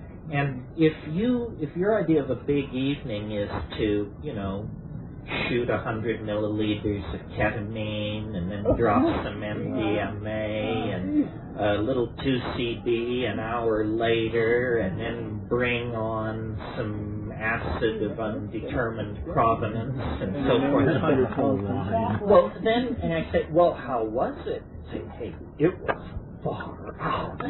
But the point is, this can never be reproduced, and these things are very dangerous. They synergize each other in unexpected ways. I mean, my God, if psilocybin and DMT have never been studied, do you think their relationship to Romalar and Nardil has been looked at very carefully? I don't think so. Then how to take it? And I represent a faction on that. I believe that you should take it with as how can I put it? With as little company as you can stand, basically. A lot of people like group work. I don't. But then I don't like groups generally. I mean, I'm basically a loner. And if I take psychedelics with somebody, I worry. I worry about them. And it keeps me on the surface. And I've had many psychedelic experiences where in the middle of it, it has passed through my mind, gee, I'm sure glad nobody is here to see this because I'm sure it would alarm them, and then we'd have a crisis on our hands. So my style, I mean, I'll take anything basically in a low dose and hang out if something interesting is going on. But the serious stuff goes on in darkness, in silence, and that people go through the roof. They mean you don't even listen to music? That's right. In darkness, in silence, in a comfortable space, and that may mean in your apartment in Manhattan, or it may mean up a tree in Yosemite, whatever your thing is. And then I always use cannabis. Cannabis is your navigation tool, your reality check, your everything. I roll up the bombers and I lay them out in front of me, and I have my mojo bag and a few things like that. From the moment I take it, I'm in sacral space. And this isn't even a rule followed in the Amazon. I mean, it totally blew my mind. In some ayahuasca circles, people would sit around talking and talking. Then everybody would take ayahuasca. There would be a sacral ceremonial moment. Everybody would take the ayahuasca. And then yak, and motorcycle parts, and what are the missionaries up to, and who's screwing who, and yak. And then at 30 minutes on the dot, the shaman would begin to whistle. Everybody would shut up, and within a minute, we'd be gone. But the way I like to do it, and this is a good Catholic method for those of you who are recovering Catholics, I take it, and then I sit in my space, and I carry out what in catechism class we were taught is called an examination of conscience. This is where you think about all the ways you've screwed up and all the people you've screwed over, and you basically anticipate a bad trip, is what it is. You say, what is the worst thing that could happen to me on this trip based on my current state of my psyche and my relationships with other people? Well, by the time this stuff actually begins to work, you've dealt with that. And you know, some people say they take mushrooms and within 20 minutes we were tripping hard. I don't understand what that is about. It takes an hour and 20 minutes on the dot. It always has. I don't expect it to ever come faster. And I get into a kind of a zone where it's like it's nibbling at the edges, but it's not quite manifest. And then I smoke the first bomber. And usually that brings it in. And I speak to it. I invoke it, I suppose. And in my own way, I don't know if it will pass Gardnerian muster, but I say to it, show yourself. And it's very, at that point, it's very erotic. It's like a veil dance, is what it is. It is a veil dance. The girlfriend in the other dimension, the mushroom, once I said to her, what should I call you? And she said, call me Dorothy.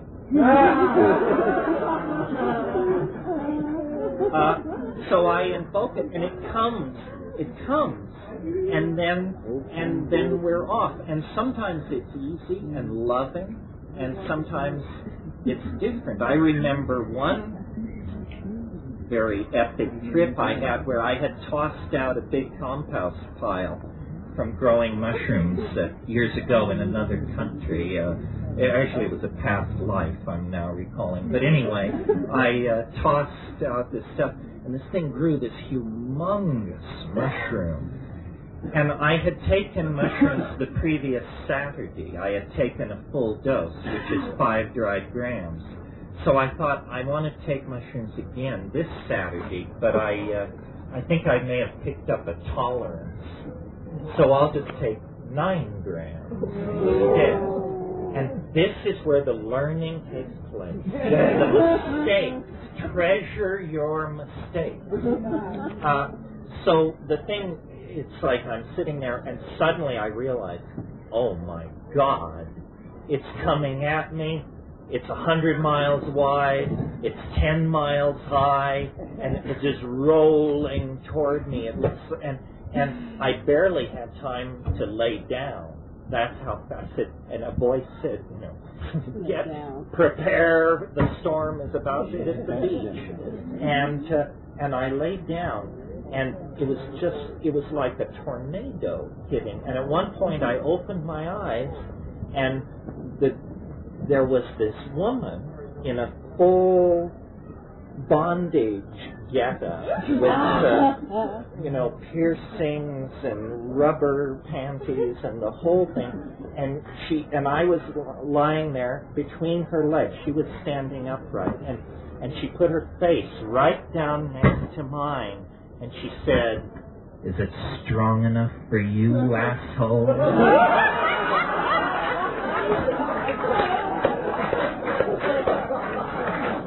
To which I replied, yes.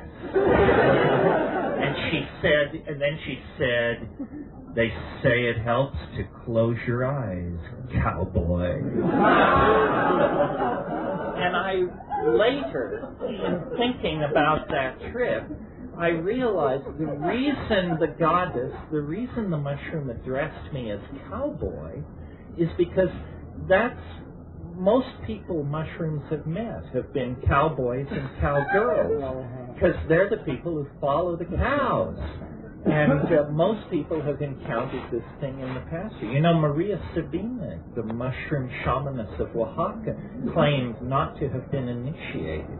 She claimed that as a child left to watch the sheep and the cows, she had been hungry and had gotten into eating mushrooms.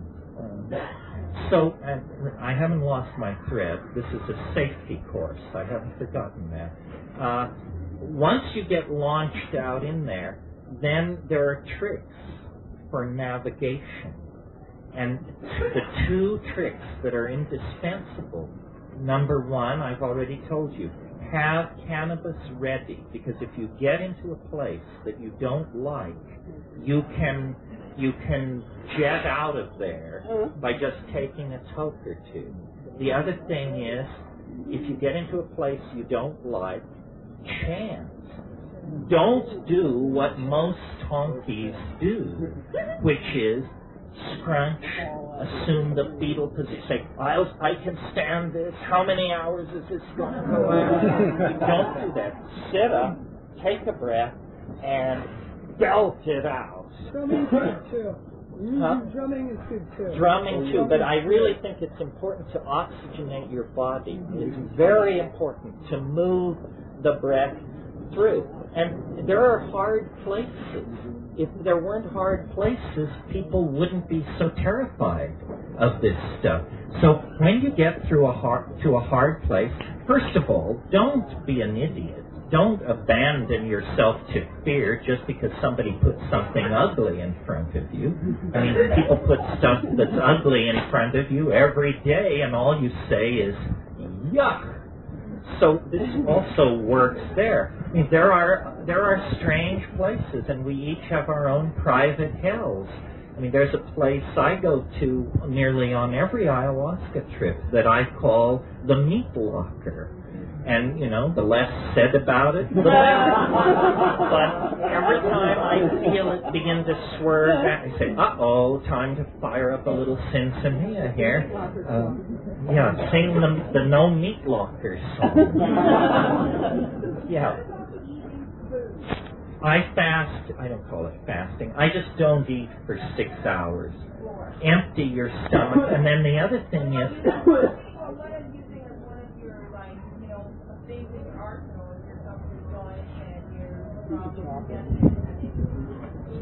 You should, your stomach should be empty. Throughout, and then at the end of the way I do it is I usually start about 8 at night. I'm alone always, and I go till 1, and by 1 it's over. And then what I do is I eat a bowl of granola or something like that. Don't sleep on an empty stomach. Because then you'll wake up the next morning raw and rocky, and it's not that the mushroom did that, it's that you slept with a protein debt. So then eat your favorite food at the end of the trip.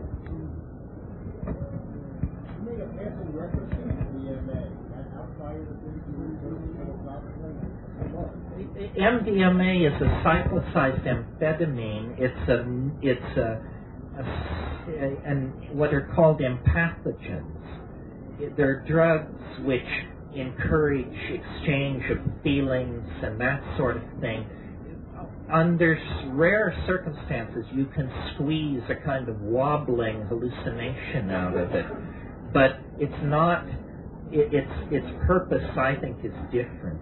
It's for sorting out relationships, assisted psychotherapy, and having a good time. But it would be crazy to take MDMA as a hallucinogen because it's like entering a bicycle in a Ferrari race, you know. They're just much superior. And let me say about this, I mean, everything is my personal bias here. A lot of people have said you're a hallucination nut. You're obsessed with hallucination. I freely admit it. The reason I was underwhelmed by LSD, I mean, I liked it and it was certainly engaging and so, but I could never hallucinate the way I wanted to. I'd read Havelock Ellis. I wanted to see, you know, the phosphorescent palaces, the naked maidens, the silk brocades, the alien world, vision. And LSD, deep thoughts about things, funny ideas, strange experiences, hard to get vision until you smoke black Bombay hash at the top of the trip. That works. But I will defend my obsession with vision. I think the world wants to be seen. I think Blake was right that the divine imagination is something beheld. And for me, the visions are the proof that this is not my mind. And the visions are the proof that this is not simply chemical chaos in the nervous system. I mean, how could chemical chaos give you something as breathtakingly beautiful and as ordered as the Sistine Chapel or the World Trade Center? I mean, the hallucinations are extraordinarily ordered and beautiful. And I think that this is the proof that we are reaching beyond the confines of the human personality and even the human species. That this information, don't ask me how, is somehow holographically deployed throughout space, and you tune it in. You tune it in. And it's, so I care about visions, and if a drug doesn't cause visions, I tend to put it lower on my list. I smoke a lot of cannabis.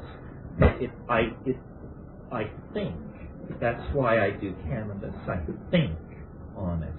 And I think several hours a day when I'm able to. But the visual thing is for me to be in the presence of the mystery, is to be in the presence of the hallucination. To me, the word hallucination has no connotation of illusion. It comes from a Greek root, and what it means is to wander in the mind. That's what hallucination is. It's a wandering in the mind. Yeah. I'm curious what the doses of LSD you took that you didn't have hallucinations. Well, I took all kinds of doses. What dose of LSD did I take? I should be clear what I mean. I mean, you get on LSD, even with eyes open, the little things that look like open fans that are going neat, neat, neat, neat, neat, neat, like wallpaper. But LSD never gave me these architectural. It lacked meaning. I couldn't. The LSD hallucinations looked to me like something happening in the optic nerve, not in the mind. They were more like ripples and concentric circles and flashes of light. But what you see on psilocybin are cities, faces, palaces, machines, the stuff of cognitive process at its most expressive. Okay. Yeah. Is it theoretically possible to develop your consciousness level to the point that you can go there without the drug? I grant the possibility, but in my heart of hearts, I don't think so. The question is, can you get there on the natch? And I get lots of resistance because I'm willing to say just flat out, hell no. And, you know, people are shocked that yoga and flagellation and being touched by Babaji and whatever. I don't know. I tried it all. And the other thing is, what I'm talking about, you wouldn't want to happen on the match. These are states of serious discombobulation. These are not mood shifts or attitudes we're talking about. I mean, if I woke up and I could do it on the Natch, my first phone call would be to my friend Ralph Metzner, who's a shrink. And I'd say, Ralph, we got a problem here.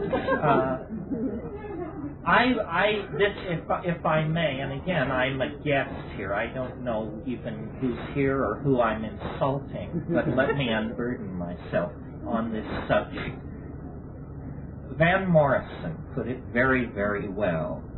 No guru, no method, no teacher, just you and me and Mother Nature in the garden. In the garden, wet with rain. I think all religion is a con game. I think that all esoterica is a con game. I think that the real secrets are self-protecting, and that seeking is the way to find. And take yourself more seriously. You are the vessel, the stage, and the theater of your transformation. The mushroom was very explicit on this point to me once. It said, and I quote, "For one human being to seek enlightenment from another is like a grain of sand on the beach, seeking enlightenment from another grain of sand." And my interpretation of that is that we're all as good as the best among us. There is no hierarchy among human beings. You know, if you've got the chromosomes, you're into the game. And the task then is to accentuate primary experience, the here and now, teachings which come from far away, unsubstantiated rumors that circulate among the people. Magicians have always worked the marketplace. It's older than Ur. But this plant mystery is absolutely authentic, and having once found it, I stopped searching for other authentic mysteries. So I don't know what lies behind the deeper levels of the Kala Chakra Tantra. I don't know what lies behind the inner secrets of Hawaiian Kahuna. But I do know that this one thing fulfills the bill. It's real, and you only need one doorway to enter into the palace of the kingdom.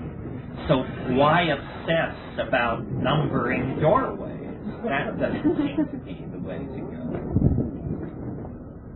Yeah. 5 grams with DMT that's up scope, where you alter the dose to find. I'm not sure I understand the Well, question. when you do DMT by itself, you said 2 to 3 oaks or whatever you get. Yeah. Okay, and then mushrooms by themselves, 5 grams, less than a stubborn kilo. Right.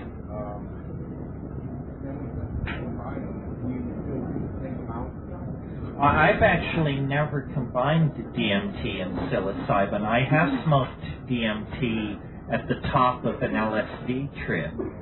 That's a young man's game, believe me. If you're interested in that, hurry up. It's like climbing the Matterhorn. What happened to me, well, I did it several times, but I'll tell you a story just for your edification, maybe, but amusement perhaps. I once, and no hissing please, was a landlord in Berkeley many years ago. And, okay, that's sufficient. Everybody left one Easter vacation or Thanksgiving vacation, and so I decided I would do this acid trip I'd been planning and smoke DMT at the top of the trip. And so I did, and I had this very long, involved DMT trip, and the L's and all. It was just totally out of control. And at the very height of this thing, this woman who I rented to upstairs, who I thought had gone home to Minneapolis, came back and arrived by cab and came pounding up the stairs with these 2 suitcases, let herself into the house, and ran around to my bedroom door and beat on the door. And you know, you don't know me that well, but if I'm 500 miles up a jungle river smoking a joint and a stick cracks 50 feet away, the first thing I do is hide the joint. I am a very paranoid person. So being, you know, on 500 mics of acid, smoking DMT, and suddenly having this woman, and I literally, I had like some kind of a coronary, and I leaped off my bed and I landed on my feet. And, you know, if you want, you may try this. Something about this enormous flash of adrenaline added into the DMT, added in to this sudden, incredible physical exertion. It was as though I ripped the membrane. And I was now standing in my room, but I had dragged the trip through with me, and the room was full of L's ricocheting off the floor and ceiling, and I had them, they were hanging off me like weasels, and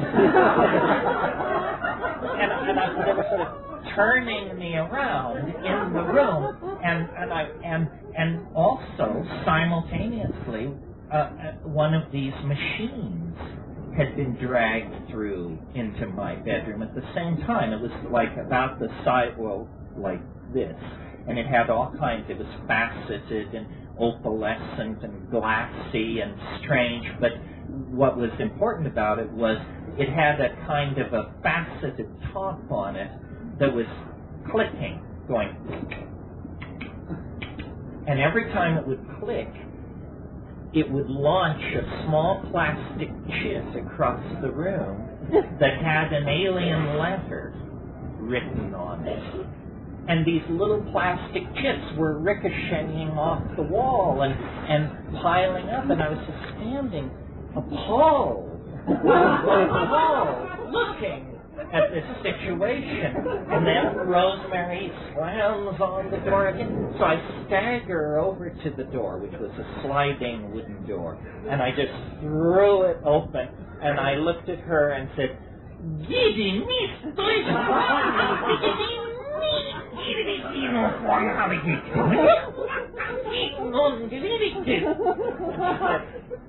oh, so you're doing that, all right."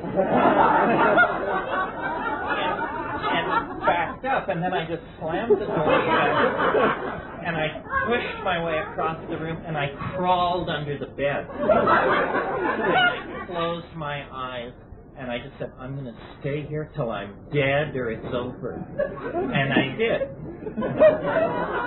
But it was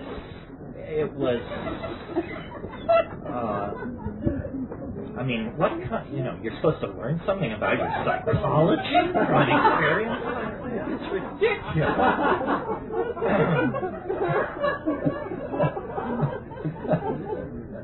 Yes. Comment on the parallel species that these special plants that you study that are at the origins of language, the origins of mythology, the origins of religion. Well, this thing, which I've done several times this afternoon in various states, this language thing, that's glossolalia, and called speaking in tongues.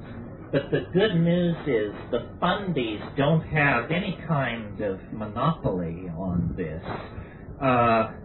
speaking in tongues is as old as human beings. It's shamanic, it's Paleolithic, and it's done all over the world. And I think that, well, psilocybin will induce it spontaneously.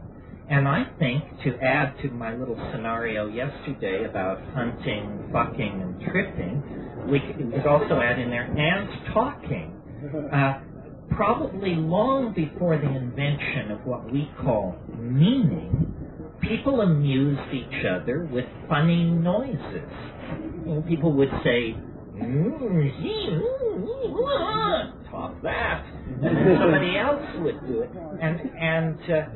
So being physiologically set up for the production of small mouth noises, notice that language is a very primitive form of telepathy.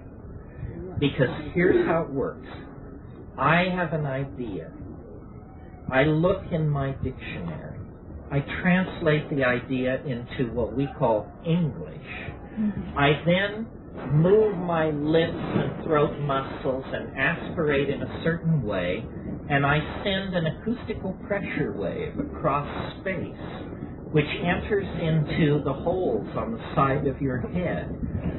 Your brain reconstructs this acoustical wave and tries to match the incoming pattern against an interior dictionary, which has been learned. Now, if your dictionary and my dictionary are congruent, lo and behold, you can reconstruct my thought in your mind. Now, if the thought is something fairly straightforward, like please shut the door, ambiguity doesn't enter. But notice that one of the most uncool things we can do with each other is to say to somebody, would you mind explaining to me what it was that you just said? You know? Or would you mind explaining to me what it was that I just said? And then they say, oh, shit, now the cover's blown, you know. I haven't the faintest idea. We've been winging it. So language, spoken language, small mouth noises, is a very imperfect way of communicating. This is why I think that the visual initiation in the DMT is they taught us language. This is not the first initiation from the elves. The first initiation occurred 100,000 years ago. The second initiation is occurring now. First, they gave us language. Now they're going to show us how to make that language visible. And you see, if you and I both read the same page of a book, we can then have an enormous argument about what's written there. But if you and I both step into a place where a piece of sculpture is being exhibited, we may argue about what the piece of sculpture means, but we agree what it is. We see it. We see it. And when we communicate with each other and understand each other, we instinctively reach for visual metaphors. I see what you mean. Look here, fella. She painted a picture. His words were so beautiful. It means that we really associate meaning with seeing something. And I believe that we're on the brink of a transformation of how we communicate with each other. And I don't know whether we're going to require a prosthesis that is electronic or something like that, or whether we can invent drugs which will allow the cerebral cortex to switch its linguistic analysis from the audio channel to the visual channel. It's very suggestive that these tryptamines are in the new parts of the brain.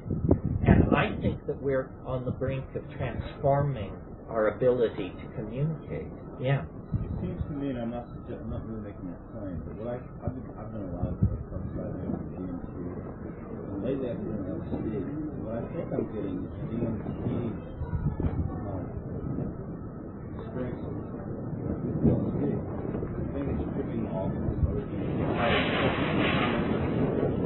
Well, yeah.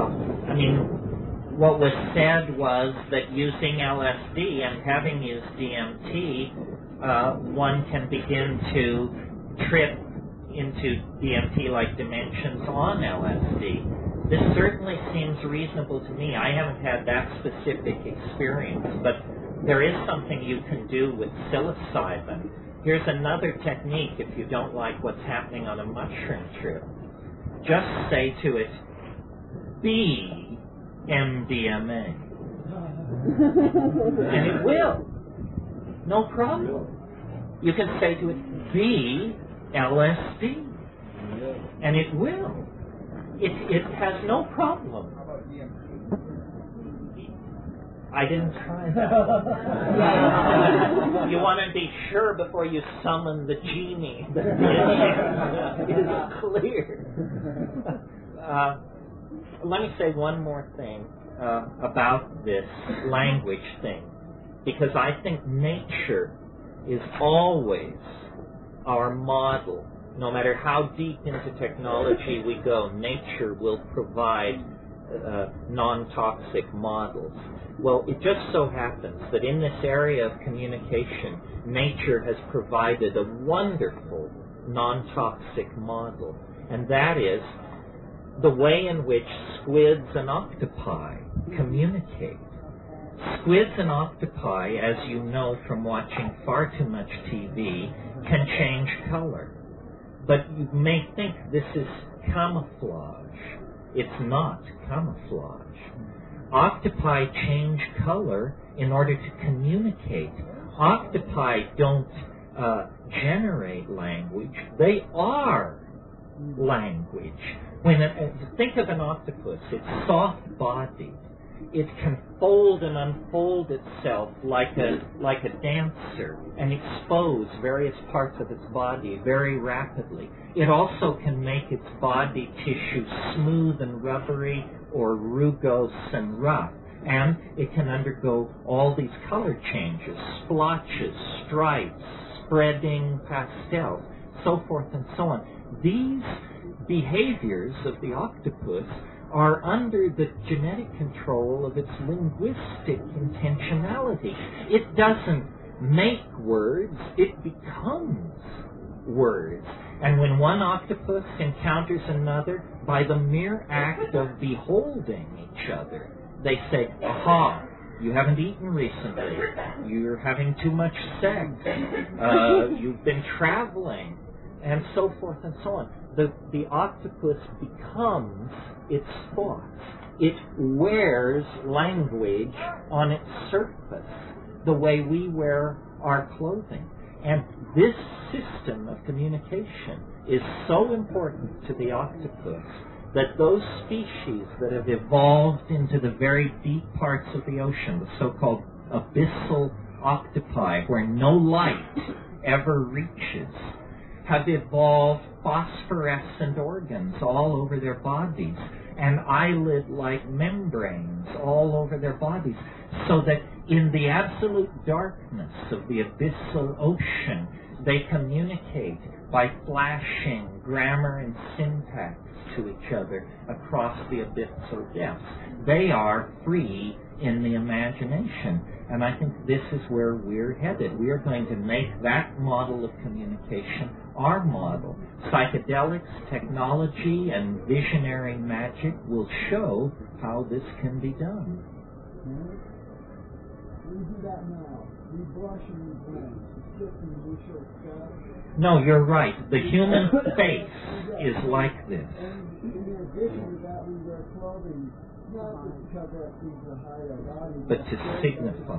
Signify color, culture, intention.